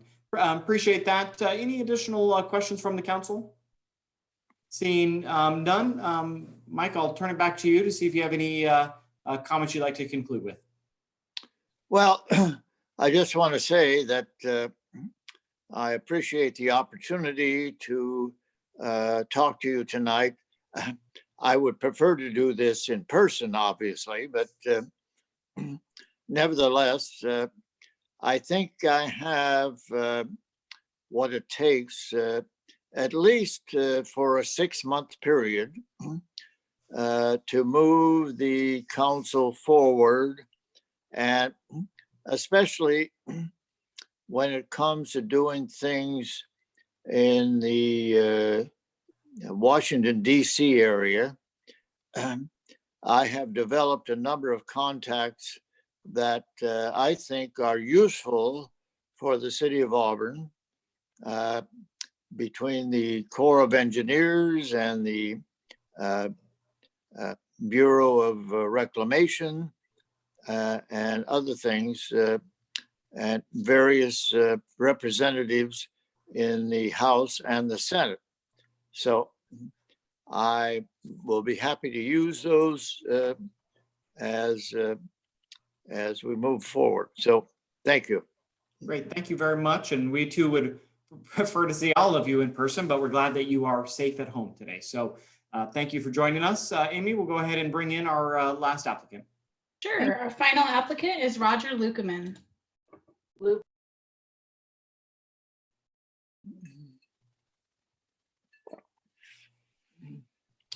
Roger, good evening. You are on mute, but welcome this evening. There we go. We'll let you take 3 to 5 minutes like the other applicants and introduce yourselves. Give us background that maybe you'd like to add to what you've already sent to us. Then we'll take some questions from the council and we'll go from there. So I will Right. to you. Well, thank you for letting me out of the room. I was getting a little bored in here. It's been a long time. As I sit here, I was listening to the other applicants and I realized I have a lot in common with all of them, actually. Like Alice and Mike, I have gotten involved in our local government. My involvement in the city is included 4 years on the Planning Commission. That includes 2 years as the chair. I've been on the Technology Commission. And I also spent 2 years on the Placer County Grand Jury, where my responsibility was to investigate and review policies and procedures of some of our local cities. And I also spent the last year on the Placer County Charter Review Committee, and that's where we reviewed the document, the charter document, and made recommendations on improvements to the document, which are about to go to the Board of Supervisors. Now, all this experience has really helped me get a better understanding of how governments are run from the community side. And like Ben, I am a small business owner. I have a software company. I developed software that is in use by a lot of public agencies, police agencies in the area. And I too, like Dallas, decided to move to Auburn. I'm not born and raised in Auburn. And with Councilman Spokley question, why did I move to Auburn? I think it's really clear that when I came here the first time, I fell in love with the city. I just love the environment. I love the rolling hills and oak trees. Now, that decision was about 7 or 8 years later because my wife wouldn't come. I could not convince her. It's time, I got to show you Auburn. You got to move to Auburn. No, we're not moving to Auburn.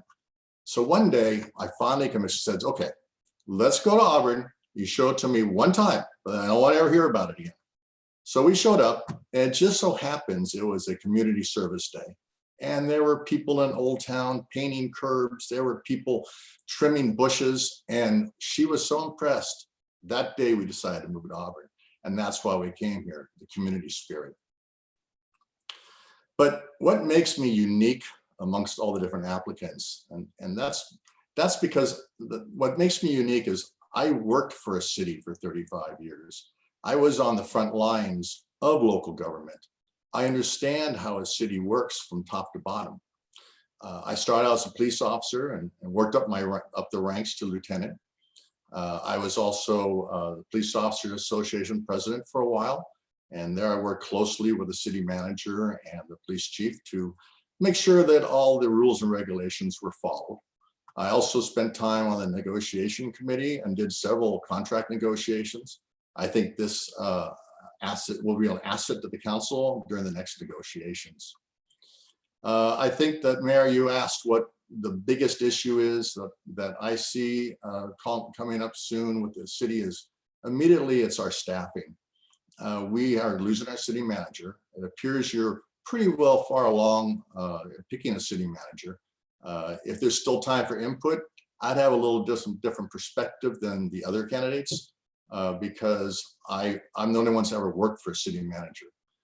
You have finance director, you have public works. You've got a lot of openings. There's a void in leadership right now, and no city can really survive without good quality leadership. And that's the #1 job of the council, is to make sure there's good leadership in the position of running the city. And also you should note that I'm the only applicant that actually ran for this seat 4 years ago. Now, I did come in third, but I did receive a great deal of support and votes from our citizens. They believed I was ready to serve, and I still am. Now, I know there's a desire and a thought that you need to have somebody that has experience, and you're asking the question, Mayor, you're asking the question, why should we pick someone with experience and not experience? And that's a good question. And I look back at councils over the years and how change has actually enhanced them. And a good example is both yourself and Councilman Spokley. when you two came on the council, it was like a fresh breath of air, new ideas, new concepts. And that's what's, if you keep doing the same people over and over again, you lose that. And it's really a plus to bring in some new ideas, new approach. Someone that's not encumbered by the past decisions, someone that can look at issues with a new eye. So to me, governance is more than just knowing how to run a government. It's really understanding why you're running a government. And that's the experience I will bring to the council. I ask for your support. Thank you. Great. Thank you very much for that. Roger, I'll go ahead and start with Councilwoman Mackey. Thank you. Hello, Roger, and welcome. And thank you for putting your hat in the ring for this position.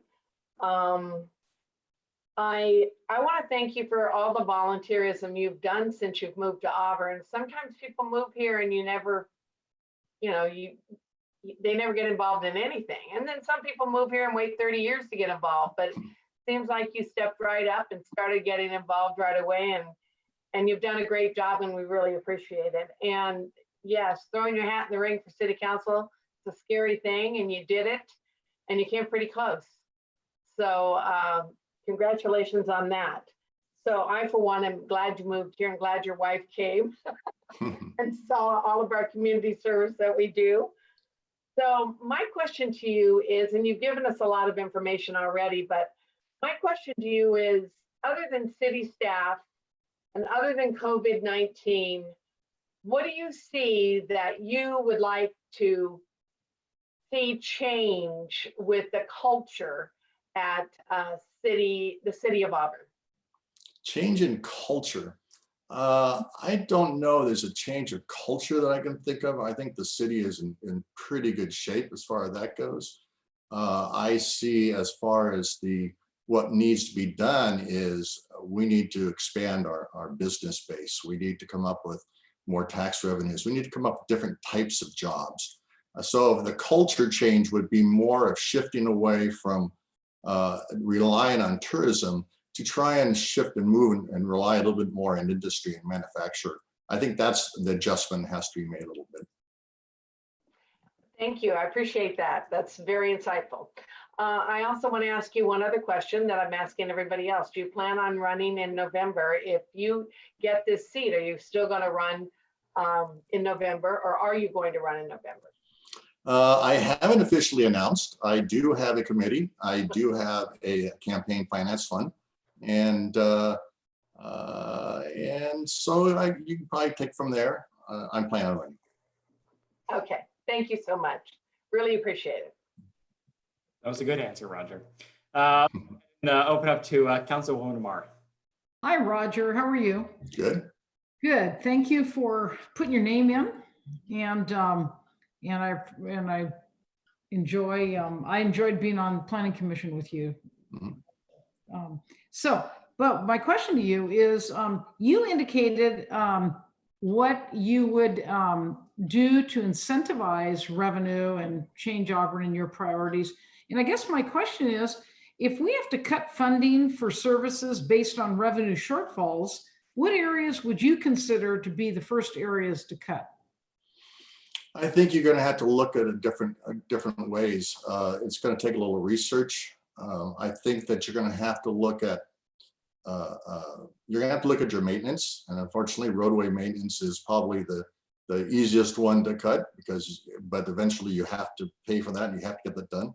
You have to look at staffing. Is there a different way of doing business? I mean, we probably had the same processes in place for years. It's probably time to look at how work is being done. Is there a way that can be done more cost effectively? So I look at staffing, and then finally we'd have to look at just how can we raise our tax revenue? What can we do? Is there something we can promote? Is there do we want to do some more outreach to bring some other businesses in? So we have to bring the money in. So it's sort of a combination of things. There's not one thing I can say, you're going to cut this. There's going to be a combination of things you got to look at. Thank you, Roger. Appreciate that answer. Council Member Spokely. Roger, thank you very much. Nice presentation to us. Thank you for that. my question's sort of been answered by you. I was doing the question about the biggest issues facing, your opinion of the biggest issues facing Auburn. Obviously, that's fairly easy with this whole pandemic situation that we're all struggling with. I guess I'm going to retool the question a little bit, Roger. How would you approach economic development? You mentioned why you and your wife, why you convinced your wife to choose Auburn with the community service. And I think that parlays into this question. What, in your opinion, are the avenues that the city can pursue from an economic development standpoint to rebound after we get this COVID-19 pandemic behind us? Well, I think that when we had an economic director, she did a great job of promoting Auburn. And once she left, there's a little bit of a void there. And we need to get that going again. We need to somehow get somebody in charge that is going to go out and promote Auburn. So she did a great job of getting us into magazines and different media presentations. And unless we do that, we're never going to attract the people back. And we do have to attract people, both tourists as well as industry. So I think seeing an economic director getting back in place, that's probably a priority. Great, Roger. Thank you. Thank you very much for putting your hat in the ring. Really do appreciate it. No problem. Roger, I just have a couple follow-up questions. First, thanks for answering some of the other questions early on. But one thing that's unique about your experience is the fact that you work in public safety.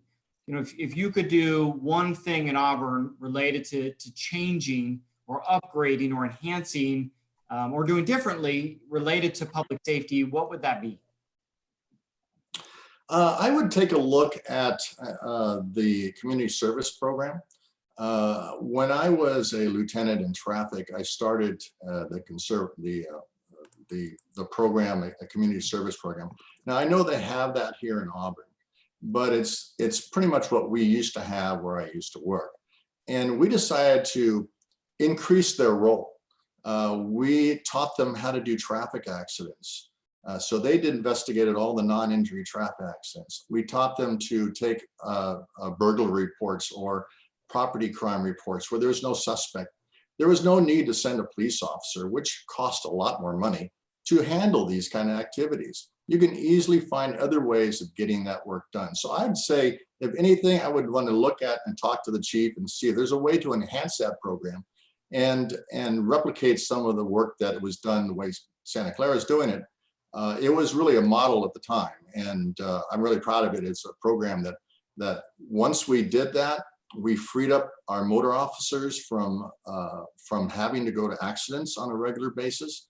And after doing it for a year, which meant we had more time for enforcement, our traffic accidents dropped 25% in 1 year because our officers, our motor officers, were out there so visible because they didn't have to take the time and be off the street for an hour or so taking a traffic accident report. So find other ways to get work done. That's what I would go to the police department with.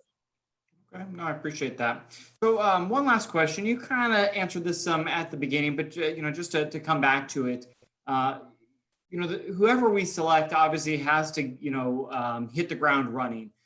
Why do you think that you are experienced? What experience do you think that you have in total that allows you to just jump up to speed? And if you don't have that experience, how would you go about gaining it to be able to join us in decisions as early as in 2 days when we have another special session?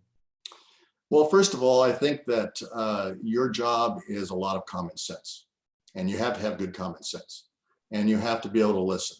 So those are two things I already have, I can do, and I have. So I'm going to step right into that role. When I was on the planning commission, I got very comfortable in those chairs up there. It's very nice. So once I learn your procedures, that's the only hurdle, is just learning the procedures, when to speak, not to speak. Other than that, I have a good feel for what's happening in the city. I understand how government works. I'm very aware of budgets and the process they go through. I mean, I spent 30 some odd years working for a city, and I've experienced the city. You know, you guys here, the city council, you're sort of on the outside looking in.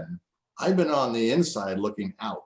So I'm gonna be able to bring that experience and now have that knowledge and be on the outside with you looking in, and maybe I'll be able to help you, you know, give you a little more insight of how things are done or why things are done. So I think I would hit the ground running without any problem. That's not an issue. I as a police officer, police lieutenant, I mean, you had to think on your feet. You don't have time to, you know, I don't know, I have to learn. You have to know what you're doing. You got to do it immediately because lives are at stake. So quick decisions, rational decisions is something I had to do all my career. So helping in and going through this process, I don't see any problem with it. Plus, I am a team player. I love talking to people and listening.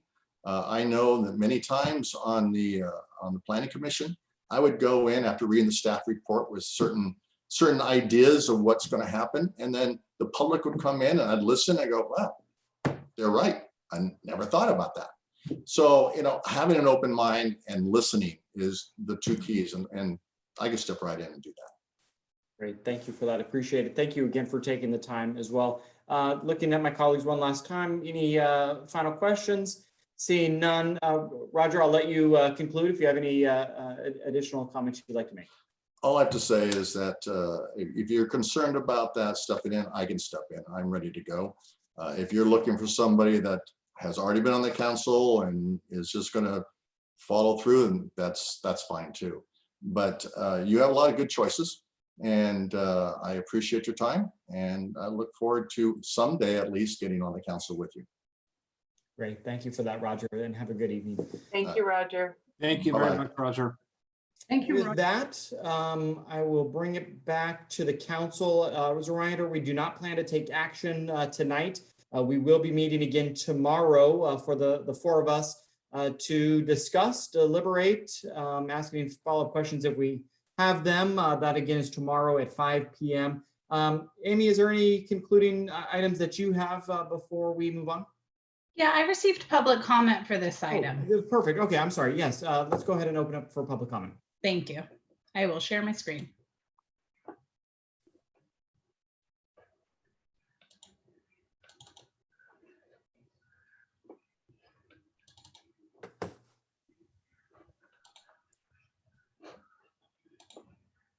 Hold on just a second. There's audio involved, so hold on just a second. That's an extra click.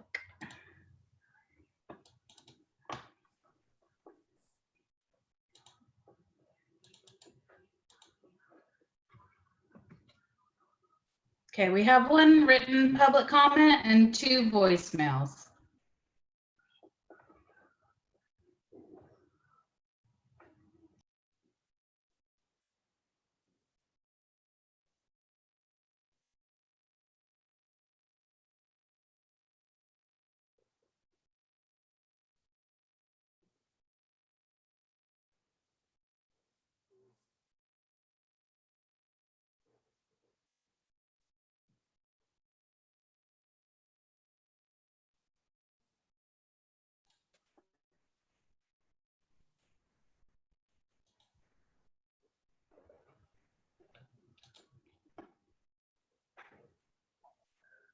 Hi there, this is public comment for agenda item number 10 on the City Council agenda. My name is Aaron Klein, and I'm CEO of Risk-A-Live. We have about 170 employees, and about 125 of those are based here at our headquarters in Auburn. I also served for 12 years as a trustee at Sierra College, so I have a lot of appreciation for the work that you all do as City Council members. I was calling today for 2 reasons. First, I just wanted to say thank you. This council has been doing tremendous work in the mission that we all have to keep people safe, keep people healthy, and keep people in their jobs. I really appreciate the leadership this council has shown in pushing for more local control. We are not Los Angeles, We all want to mitigate our risk and keep people healthy, but we also want to maintain the opportunities we've been building in our community so we can give our young people a prosperous city to live, work, and play in for years to come. So thank you for all that you are doing as council members. I want to pledge our company's support to the city of Auburn during this time. We are holding our own, and we're blessed so far not to have laid off a single person during this crisis. We just feel a debt of gratitude to a city that has cut through red tape and been very fast to help us with permits and inspections to get our expanding office buildings built and occupied. And we just want to do whatever we can to support our city as we tackle the recovery. So please let us know how we can help. Second, and as it pertains to this specific item on tonight's agenda, I wanted to voice my support for Alice Dowden Calvillo to serve on our city council once again. I've known Alice for several decades and watched as she has worked effectively as a leader at the local and state level. There are times when you look at a city council and say, you know, we need fresh perspective to join the conversation, or we need a particular perspective to be represented. And there are other times when you say we need experience at the table. And I really think that this is one of those times where it's all hands on deck, and we need the experience and perspective of a person like Alice to help guide the city through this pandemic and the daunting recovery efforts that are in front of us. I hope you'll strongly consider Alice for this appointment. Thanks again for your time.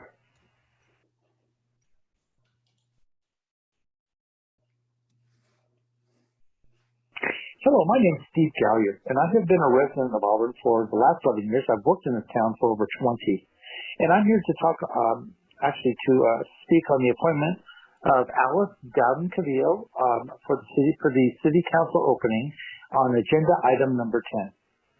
You know, I've known of Alice since I came to town, and I'd met her then working in several campaigns where she would interact with the candidates and the like, and got to know her. But I really got to know her in the last 3 years as I sat on the planning commission and she chaired that. I've got to tell you, it's been just a marvelous experience watching her deal with residents in the town, making sure everybody had their say, making sure everybody's voice was heard, basically, and controlling the conversation in a way that you would do it during the planning commission. It's been impressive. I have never had this experience before working on a commission, and to sit there and watch her run the meetings that was really good at something. You know, Alice has a tremendous resume. She not only was on the city council and mayor and all that in the past, but she was called to the governor's office to do some special things for him. In particular, crisis management was one of her jobs. And she did that with expertise. And it's really something that the city of Auburn needs today.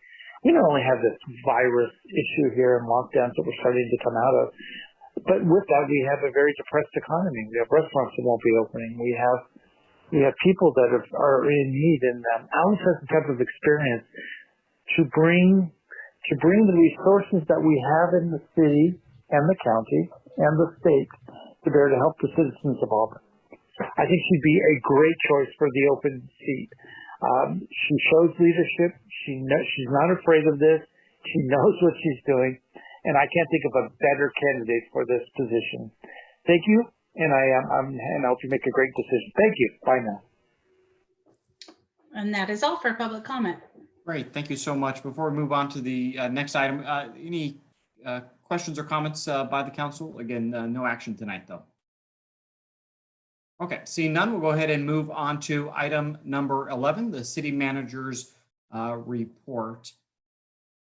Thank you, Mr. Mayor and Council. Actually, this evening, I just have one short item, looking for some clarification for staff to move forward. Over these weeks with COVID, we have not been able to bring forward the Sustainability Advisory Committee for its final placement. By way of just a brief history, on the 24th of February, Council received a presentation by the Auburn Hub of the Sunrise Movement. At the end of that meeting, you requested that staff come back with the creation of a committee. On March 9th, staff did come forward with a resolution to create that sustainability committee. However, I think there was some confusion at that meeting. A couple of reasons. One is Mayor Blunt and Councilmember Mackey, as well as myself, were not at the meeting. And it appears to have had some confusion. So I'd like to take you through just two quick steps here to give me some clarity so I can come back to the next regular meeting and provide you with a final resolution that you've been looking for. So as far as the role of the Sustainability Committee, what we have down here is that the group itself will create, implement, and maintain a local climate action plan. Two, that they will seek funding to pursue the goals and the programs related to that plan. And that any other matters related to sustainability and the environment will be researched by them as directed by the council. Let me ask, are those the goals that you would like this committee to have? And is there anything you would like me to amend or add? So I will open up to questions from the council related to that question. Councilwoman Mackey, go ahead. Yes, thank you, Mayor. I think there was some confusion too about whether or not they were going to, we were going to have specific members of the community sit in those seats. For instance, the business community seat and at-large seat. Yeah. We'll get to that next. Okay, good. All right. All right. So you're just going over what the committee was about, what it was formed for. For the first question, yes. Okay. Okay. All right. That sounds correct to me. Any questions related to the charge of the committee, Councilwoman Amara? No, that sounds correct. I think once the committee got formulated, they would come up with a strategic plan or some specific other goals as well. But that about summed it up. I think also they would bring back recommendations to City Council as well. I think that was understood. Got it. Great, thank you. Councilmember Spokely. Thank you, Mr. Mayor. I think I agree with most of those charters for this new committee. I think the language that we've got included in the resolution was indicating to me that there were certain outcomes that were maybe defined in the resolution as certainties. And if I'm not mistaken, we've already got a climate action policy. We're following the state's policy. So I guess that was the only thing that I was concerned about. I might not have articulated it before, but after reading the item over, it was something that was the language was a little concerning to me. Clearly, there are things that this committee can help us with and help direct, the policies and actions in the city with as they relate to the environment. But I think that I'm not sure I understand exactly what the benefit will be if we create our own climate action plan with all of the requirements that come along with it, or if we just all agree that we're doing a fairly good job, and maybe we agree that we're not doing a good job, but we agree that we're doing a fairly good job is my presumption, and that we can continue along with the state policies that we've already agreed to. And if I'm incorrect in those statements, then please correct me, Bob, but I think that by default, we're following the state mandates, or maybe Gary can correct me, but by default, I think we're following the state mandates. I do think we're doing great things with the photovoltaics we have out at our wastewater treatment plant and our charging stations and some of the other things. I mean, we're a small community. We don't have vast budgets to invest in huge things. We do have Pioneer Energy that we might be able to look into some renewables there to further the cause. But I guess given where we're at with our economy and the fact that our business districts are nearly shuttered and shut down, I just want to be careful moving forward at this point. I would say that the second goal here is for the committee to identify funding sources for the implementation of those goals and programs that are related to the plan that's created. So some of that may be mitigated just in that alone. And I think it's also, it certainly is an important element here that they come back to the council to receive their actual marching orders, what they're going to do, how they're going to do it, where and what directions you want them to pursue. So, but the first, I think the first charter or the first item in what you mentioned to us, and I don't have it in front of me, I could pull it up on my screen, but it is the creation of the plan as you're referencing, yes. And correct me if I'm wrong, but won't that trigger SQL analysis and all kinds of expensive stuff that might go along with it, or is that incorrect? City Attorney, I have not heard that that would be part of the implementation of such a plan. So you're talking specifically about a local climate action plan? A local climate action plan, yes. Yeah, so it could be, depending on what you choose to include in it. Generally speaking, it's kind of like a general plan in the sense that you have like a set of policies and goals and objectives, and then it serves as a guiding document for future decisions that would be taken into consideration when authorizing certain development or taking other actions or goals. And there's usually alternatives that are in there. It can serve as part of a CEQA analysis for subsequent projects. So if it's done correctly, one of the things it can do is make a CEQA for part of CEQA analysis on projects to not be needed because you've already done it in your local climate action plan. So it can actually save time later on. I guess that's kind of where I was heading. So, okay. Again, I'm not against this committee being pulled together as we've already talked about. What I'm concerned about is making sure that their charter is clear and they understand where they're heading with direction from this council.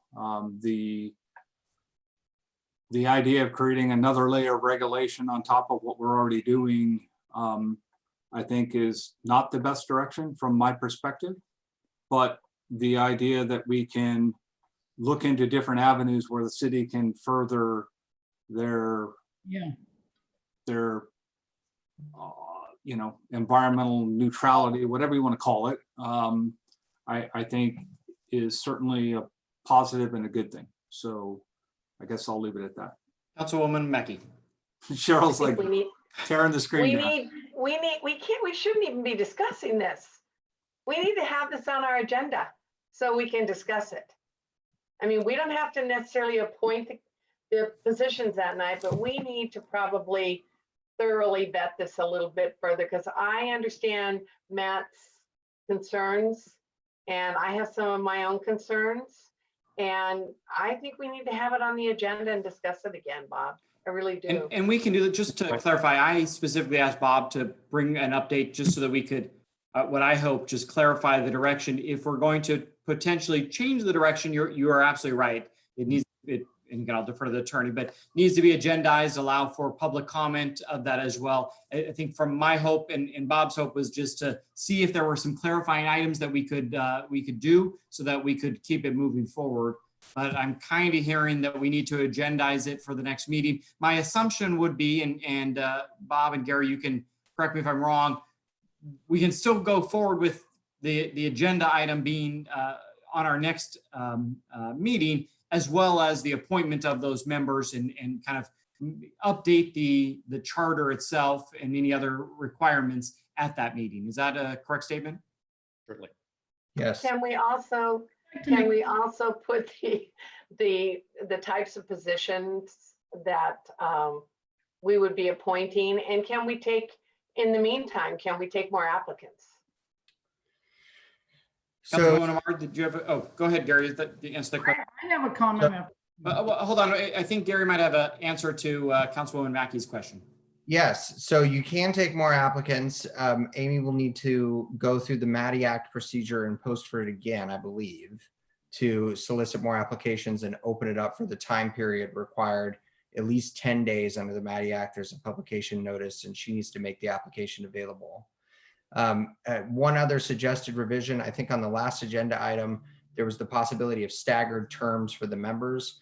The resolution, I believe, still has a fixed term of 4 years for all members. If the intention is to have different terms for different members, that should also be revised in the resolution, but that can be done at the same meeting that you make the appointments as well. Okay, thank you. Councilwoman Amara. Yes, so, you know, we had this discussed at several meetings, and maybe some people were missing, but this was a resolution that was passed. And now, we've had over 20 applicants, I believe. They've been waiting for 2 months, and we're here. I'm very disappointed. Now we're going back to square one, trying to rehash everything, it sounds like. I don't think that's where our city council, I don't think that's good governance. I think what we do need to do, though, is at the next meeting, select from the applicant pool. And we talked about, from that pool, there's a broad array of individuals, from business, from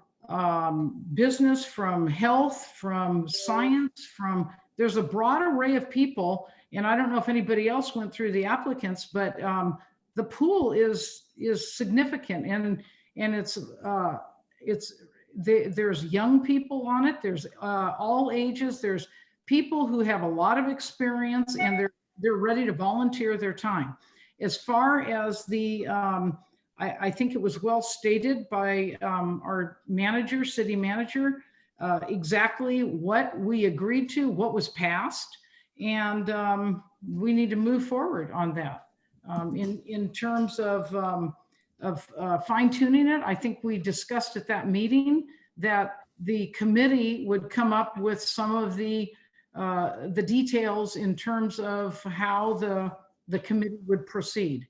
I think one person already has a strategic plan, and again, that's critical, as was stated at the previous meeting when they came forward, to have a strategic plan so that they can apply for grants. And that was a problem. Everybody, I think I recall that we were concerned, well, who would be doing this? So we formulated a committee to come up with a plan so that we can apply for grants and be a part of the Green Deal that affords us opportunities. So that's my take. That's my take on this. Okay, thank you very much, Councilwoman Amara. Councilmember Spilkey. Thank you, Mr. Mayor. One thing, Mayor. Yeah, go ahead, Gary. I don't mean to interrupt, but the discussion is going quite a bit beyond the manager's report for this discussion item. My recommendation is to agendize this, put it at the next meeting, so okay. that it's proper public notice. No, appreciate that. Councilmember Spilkey, do you have anything, though, that's based on just clarification from the city manager, or are you okay holding this to the agendized item? I'll just make a quick statement that I think the resolution needs to be relooked at. We have an applicant who was presented to us on city council who is not a citizen of Auburn. He lives outside of Auburn.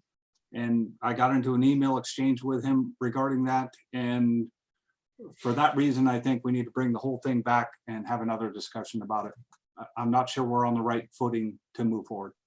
Okay, thank you. Again, my apologies that we thought that some minor clarifications to the city manager, since he was not there him as well, could keep this item moving. We will agendize it then, Bob, for the next meeting where we can have that discussion, but bring back what you believe you've heard, and we can have further discussion and or deliberation and or selection of those candidates at the next meeting. So thank you all for that, and Gary, thanks for the clarification. Yeah. Bob, anything, any other items you'd like to discuss or report back to us? No other items this evening. Okay, thank you very much. Okay, we'll move on to item number 12, the COVID-19 update. Before I hand it off to Bob to update us on city actions and what we've been doing, I want to thank the rest of the council for joining us on Friday with our business associations to look at our economic recovery. I think it was a great discussion. Based on that conversation, I will be working with the city clerk to post another meeting on Friday. One thing I just wanted to bring to the council and get direction on the council's desire of whether or not we want to agendize selecting 2 members of the council and make it more of a committee, or if you would like us to just continue to post it as a special session of the council so that we can all join in. So I'll first start there to see if there's any direction from the council of how we hold the future meetings. Go ahead, Councilmember Spokely. Daniel, I appreciate you setting the meeting up. I think I'm not speaking for other council members, but I, for one, canceled meetings to make sure I could attend this meeting. And it's of the highest importance, in my opinion, for our city. So I think it's important for it to be agendized as normal, for all of us to be in attendance. That's my 2 cents. Okay, great. Any other council members disagree? Or yeah, Councilwoman Mackey? No, I totally agree, because we all have to be engaged on it. It can't be something that somebody can just report. This is unusual, this is unprecedented, and we all need to be there if we can. And if you can't, of course, but we should all be attending. Okay, Thank great. you. Well, with that, we'll go ahead and we'll get the next meeting agendized, and we'll make sure that it's a special session so we can all join in. One thing I just wanted to bring to your attention on COVID-19, as you're all aware, I am joining the other mayors as well as our chair of the Board of Supervisors with county staff to discuss regionalization and how we can continue to balance keeping our residents safe, but also look at what does, what are our planning efforts to keeping our economy moving or even reopened, as we've heard tonight, those struggles. One thing I heard back from our county supervisor, today the Board of Supervisors did approve the health officer's local variance. This is required to be submitted to the public health department of the state in order to have Placer County move in to phase 2. So the city manager and I will be joining county staff to learn more about when that gets approved or what that looks like, and then how we apply it. And we'll then bring that back to the economic recovery workshop for all of us to discuss. So I just wanted to give you guys a brief little update on some of the actions that I have been working on this item, but I'll go ahead and turn it to Bob to report out on the city actions. Yes, thank you, Mr. Mayor. Really, there's not a huge amount of updating needing to be done within the organization itself. Staff remains to be well. All essential services are moving along just fine. Both chiefs I see are online, so if you have any questions after my presentation, please feel free to call on them as well. There were a lot of meetings this last week. The mayor and I attended meetings. Ms. Mackey and I attended meetings. The whole council was meeting. And in fact, all these were related to business issues associated with COVID. I think it was somewhat of a disappointing week in that we were hoping that there would be a full opening of phase 2 by the governor. In fact, it was kind of a phase 1 of phase 2 that only allowed for the opening of retail with curbside service only and manufacturing. Although the manufacturing is a very important component, we have a lot of businesses in need of full reopening. The county, who we have all been working hand in hand with, is working hard. They have applied for a variance to allow the city, allow the full county to open up into a full phase 2 mode. We have an urgency meeting tomorrow morning at 10 a.m. We will see what is occurring there, if there's any additional information, and staff will disseminate that to the council immediately upon receipt. I think with that, we have obviously been working closely with the business community. In fact, we were working as a team prior to any of the closures moving forward and trying to get communication, good solid communication out to all of our business community. Excuse me. Our first goal was to connect people with Auburn businesses. Once the closure occurred, I think it occurred so quickly and it had such a stunning effect on the community. They didn't know where to go or if any businesses still really remained open. City staff worked by calling initially all restaurants and eateries in town to see who was open and what level of service they were providing. We then posted that in the newspaper and online. That got an excellent amount of coverage over those first few weeks that I think people needed that opportunity to get back into a new mode of how to connect with our businesses. We also wanted to connect our businesses with good information. And so we were providing packets of information on a weekly basis that provided them with reliable websites. Where were the actual websites that were providing the real actual information that they needed? What was coming up? What could they and could they not do? We made sure that we got that into the hands of as many businesses as we could and kept it updated. And thirdly, we wanted to connect our businesses to the funding programs that were coming out. And so in addition, we were constantly providing them with up to the minute information on grant programs and loan programs provided through the government programming, and provided them with whatever links would get them the most efficient information as possible. As far as the last few weeks, we've been kind of changing our approach. We've been working with several of the business associations, trying to get ready for that true and full phase 2 opening.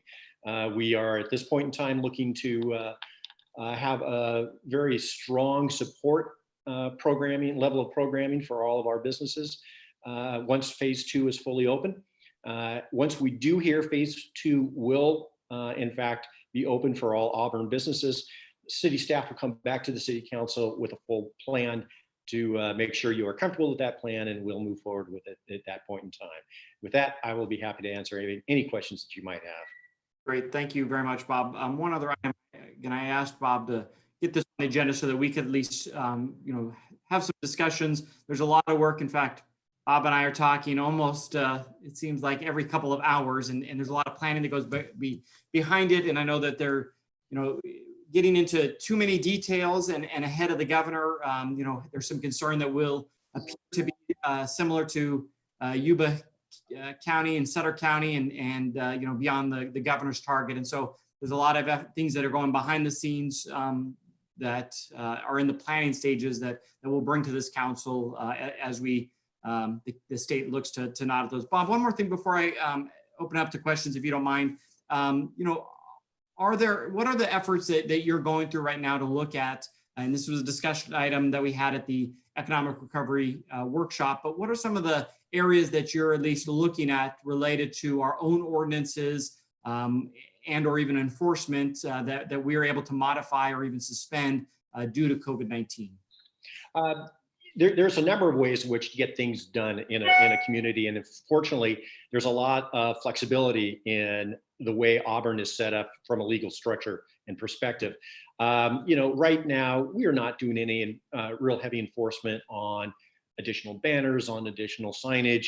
We're trying to be as flexible as folks. If there is any kind of a true issue, we go in, we have a chat with them. We try to figure out how we can best meet their needs and still meet whatever code sections have to be enforced. I think otherwise, we're working right now on how do we start to open up the community to be more business friendly within the kind of structure and environment that the governor has given us. Right now, we can't allow folks to eat in restaurants or even on their own property if that happens to be outdoor dining. What we can do, though, is provide additional outdoor seating areas that can help support those businesses at the same time. We are able to, right at this point in time, we can implement within 24 hours, should we get the green light to go on any of those kinds of programs. And we're just looking to coordinate right now with Old Town Business Association, Downtown Business Association, and we will implement as a team as soon as we possibly can. Great, thank you. I'll go ahead and open up to questions by the council. Councilmember Swelpley. Thank you, Mr. Mayor. So are we planning for the possible event that Placer County is going to be successful in their waiver request? We have businesses that are sitting vacant that have ample space. Station House comes to mind. They've got beautiful patios out there. They could put people 10 or 15 feet apart if needed. Yet the poor guys can't open their establishment that they worked so hard to get built. So are we planning for those events if in fact that Placer County is successful in their waiver request? Absolutely, and that's the work that we've been working on the last few weeks, making sure that we're ready to go with plans not only to assist opening those businesses, but at the same time starting to draw large numbers of people in to take advantage of our newly opened businesses. So we're looking at both sides of that. How do we help get them up and open as quickly as possible, and how do we attract people into our town to help support them more directly as well?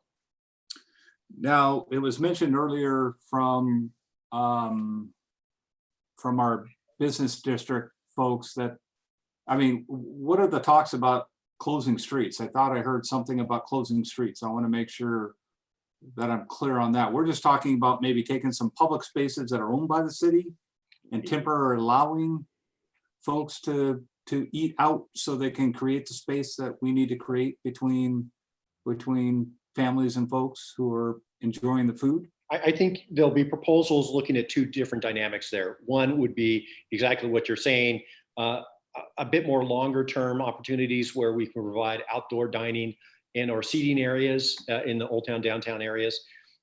Those could be something that is set up for the next several months, if necessary, just to get additional clientele into the business districts. There could also be street closures, but those would be more on a temporary basis for specific special events.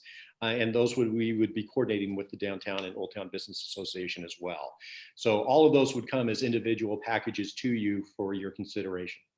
And how about a coordinated effort with ARD? I mean, we have some pretty nice parks in our community, and coordinating with them in our business districts to say, hey, buy your food here, go to our community park and enjoy your food.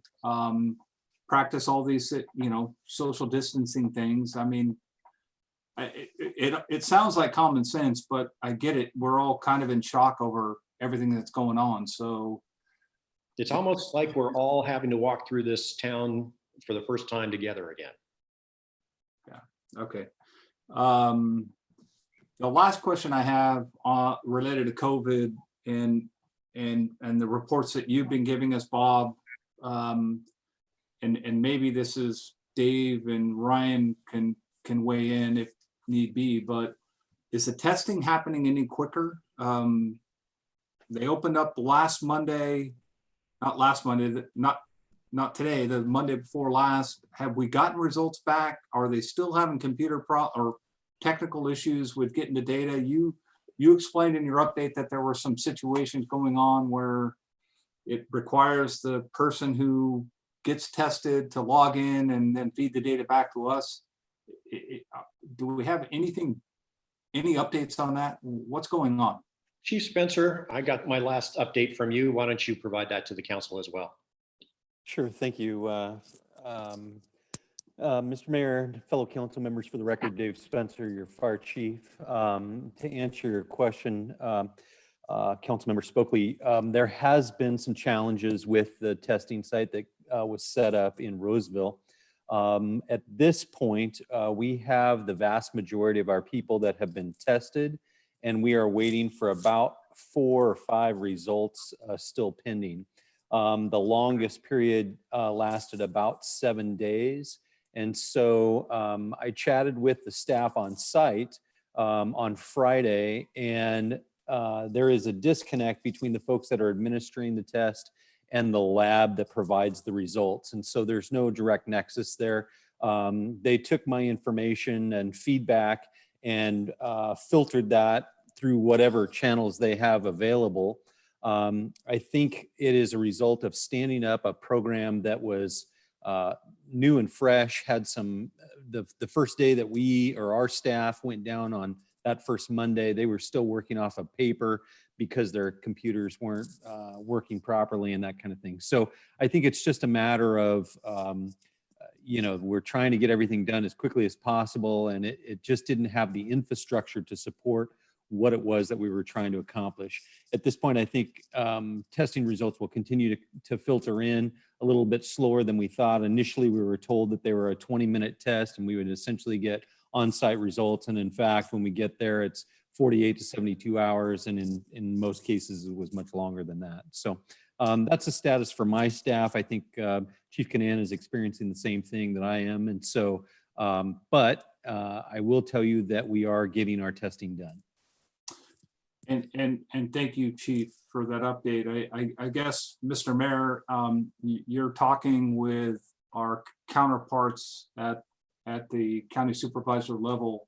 You and I were both in a meeting last Tuesday morning where it was pretty clear to me that our supervisor didn't know what we knew at the time as far as when their test site opened and the results. I think we need to make it clear to her that there seems to be an issue. And I don't know if it's Health and Human Services that are running this program, or if it's outside consultants that are running the program, but 7 days to get test results seems unreasonable to me. And that's going to make it even more challenging for us to restart our economy when we get there.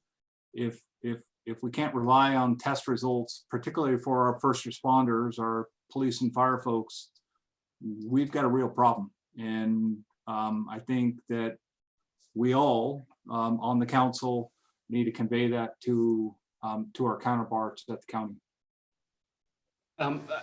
Councilmember Stokely, thank you for that. I've noted that as well, because I think it is HHS, my understanding, that is running the subcontracted testing stations. The testing is a requirement of the governor's 6 criteria for us to even move to stage 2. And I think the concern is valid of testing somebody and then allowing 7 days for them to continue to potentially have contact with people, is not really acceptable. So I've noted it. I'll see what I can do. And like you said, I think it's upon all of us to advocate for more support from the county to do this. But I will definitely follow up at my next meeting with the county as well. And Mr. Mayor, I'm not dumping this on you. No, I didn't take it that way. I'm going to do my own follow-up. I'm just saying that we all collectively need to state our concerns. I think this is somewhat unacceptable. Now, I get that the systems and the procedures and the consultants and contractors might be overwhelmed, but we need to be honest with people when we tell them that there's going to be a on-site response or a 2-hour response and it's 7 days. That's unacceptable. No, and I appreciate that. I think one thing I reported on Friday, the state, using their methodology, said the county needs to have perform 600 tests every single day, and that includes not only these 2 testing sites but healthcare providers. And their concern was not that they didn't have the capacity to do it, but rather the volume to do it, meaning 600 people who would step up and say, please provide me the testing. And so if it takes 7 weeks or 7 days, in some cases, how are we actually encouraging residents who aren't showing symptoms to go and take the time to provide get the test if they are not going to know? And so we've got to continue to incentivize and encourage people to go get tested so we can really narrow down those that have it and provide them treatment. So point taken. I didn't take it any way than you meant it. It is on all of us, but I will follow up as well. And I do think that we need to put some more pressure on them. Thank you. Councilwoman Mackey.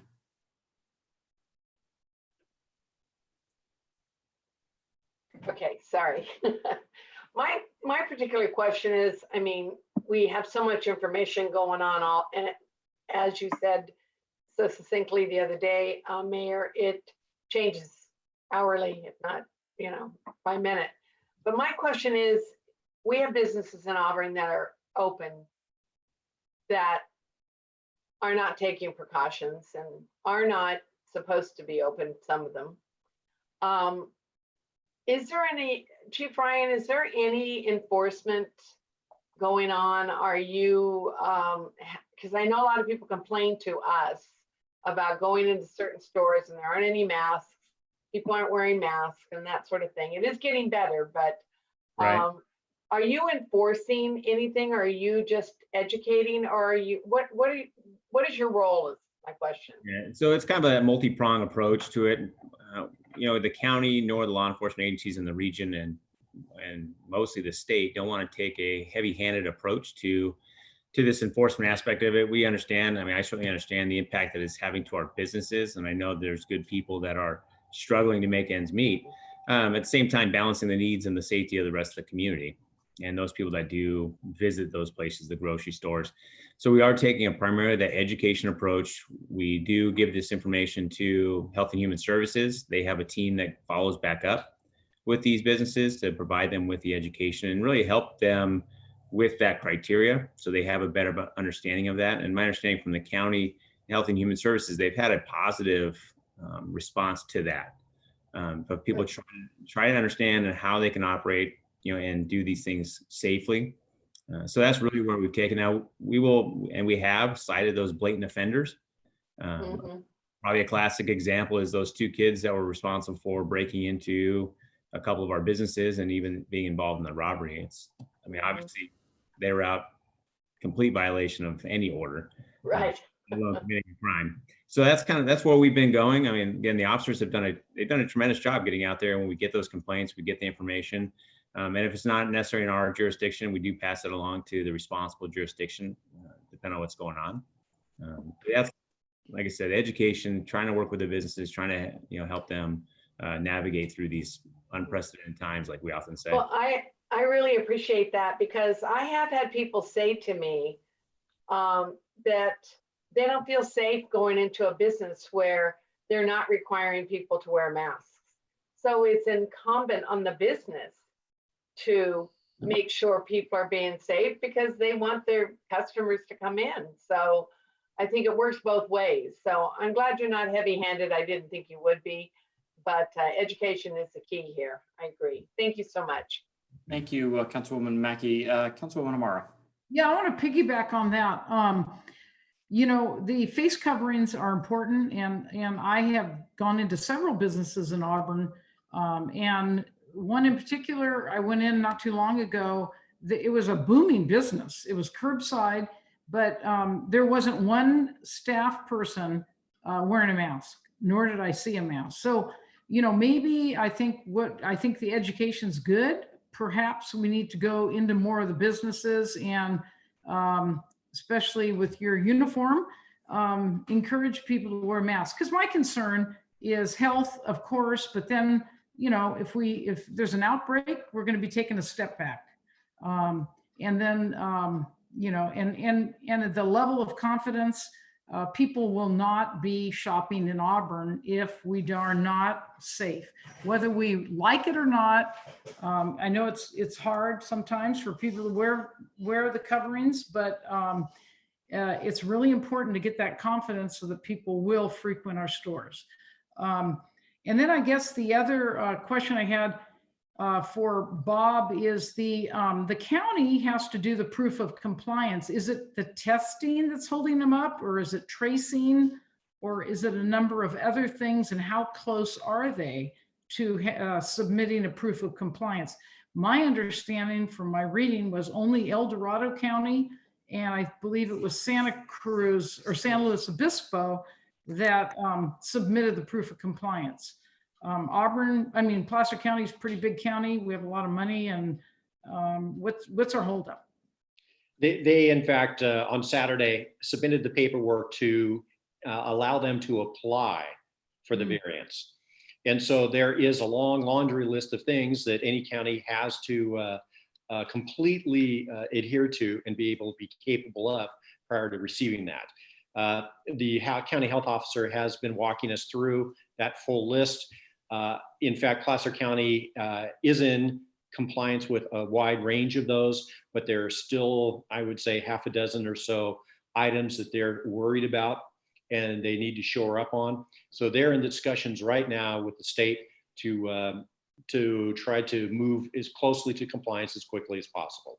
And so they are on top of this, and they know that they in fact need to comply with all elements prior to us being able to open up phase 2 completely. Do we have a time frame on that? I think we will find out tomorrow morning how things went, and we will provide an update to the council when we do receive that. Okay, thank you. Thank And you. I'll just add to that too, Councilwoman Omar, talking to our county supervisor this evening. The Board of Supervisors did submit the attestation letter, which is confirming that we are meeting all of the 6 criterias. And so that's under review now. So hopefully by tomorrow, either even at Medlars, our county supervisor hopefully will have an update to us. I will note too, for anybody who wants to get up nice and early, the guest speaker at Medlars tomorrow is Jeff Brown, our Health and Human Services Director for Placer County. I've already sent a message asking for him to provide us an update on the testing, but some of these questions would be very relevant for that meeting in the morning. Thank you. Thank you. That helps. Any other questions or comments by the council on this item? Okay, well, again, I appreciate this continued conversation. This is one that, I think we will continue to have, and more information will come out for our meeting on Friday then to dive further into the planning and the economic recovery portion of COVID-19. Bob, thank you very much, as well as the 2 chiefs. Appreciate your input. And actually, one last comment I would make, Bob, for you, Council Member Spokley mentioned ARD. I definitely would encourage us to reach out to ARD, but even the fairgrounds. That's another pretty large open area where we could set up some type of ability for people to cruise on in there and have lunch outdoors. So I think our fairgrounds is a nice open area for that as well. School park preserve. Yep, all those pocket parks. So anyways, if you don't mind adding those to your plan and your discussion. So absolutely. We'll move on to item number 13, City Council reports. Is there any council members that have a report this evening? I'd like to report that if we don't end this meeting pretty soon, I'm not going to make it to Medlars. Maybe 2 of us. So Council Member Spokley, do you have a quick update on? I had a couple of meetings, nothing earth shattering. I can wait. So I agree with Councilwoman Mackey. Okay, Councilwoman Amar, anything? I can wait. I can wait. Okay, perfect. Well, if there is nothing. Oh, you all right? Amy, it looked like you fell on the beach there. Well, with that, I will go ahead and conclude the meeting. Thank you guys very much. Reminder, we'll be back here tomorrow, 5 p.m. for our special session to select our city council vacancy. So with that, I'll end the meeting and see all of you bright and early at Medlars in the morning. Good night, Daniel. Good night. Thank you.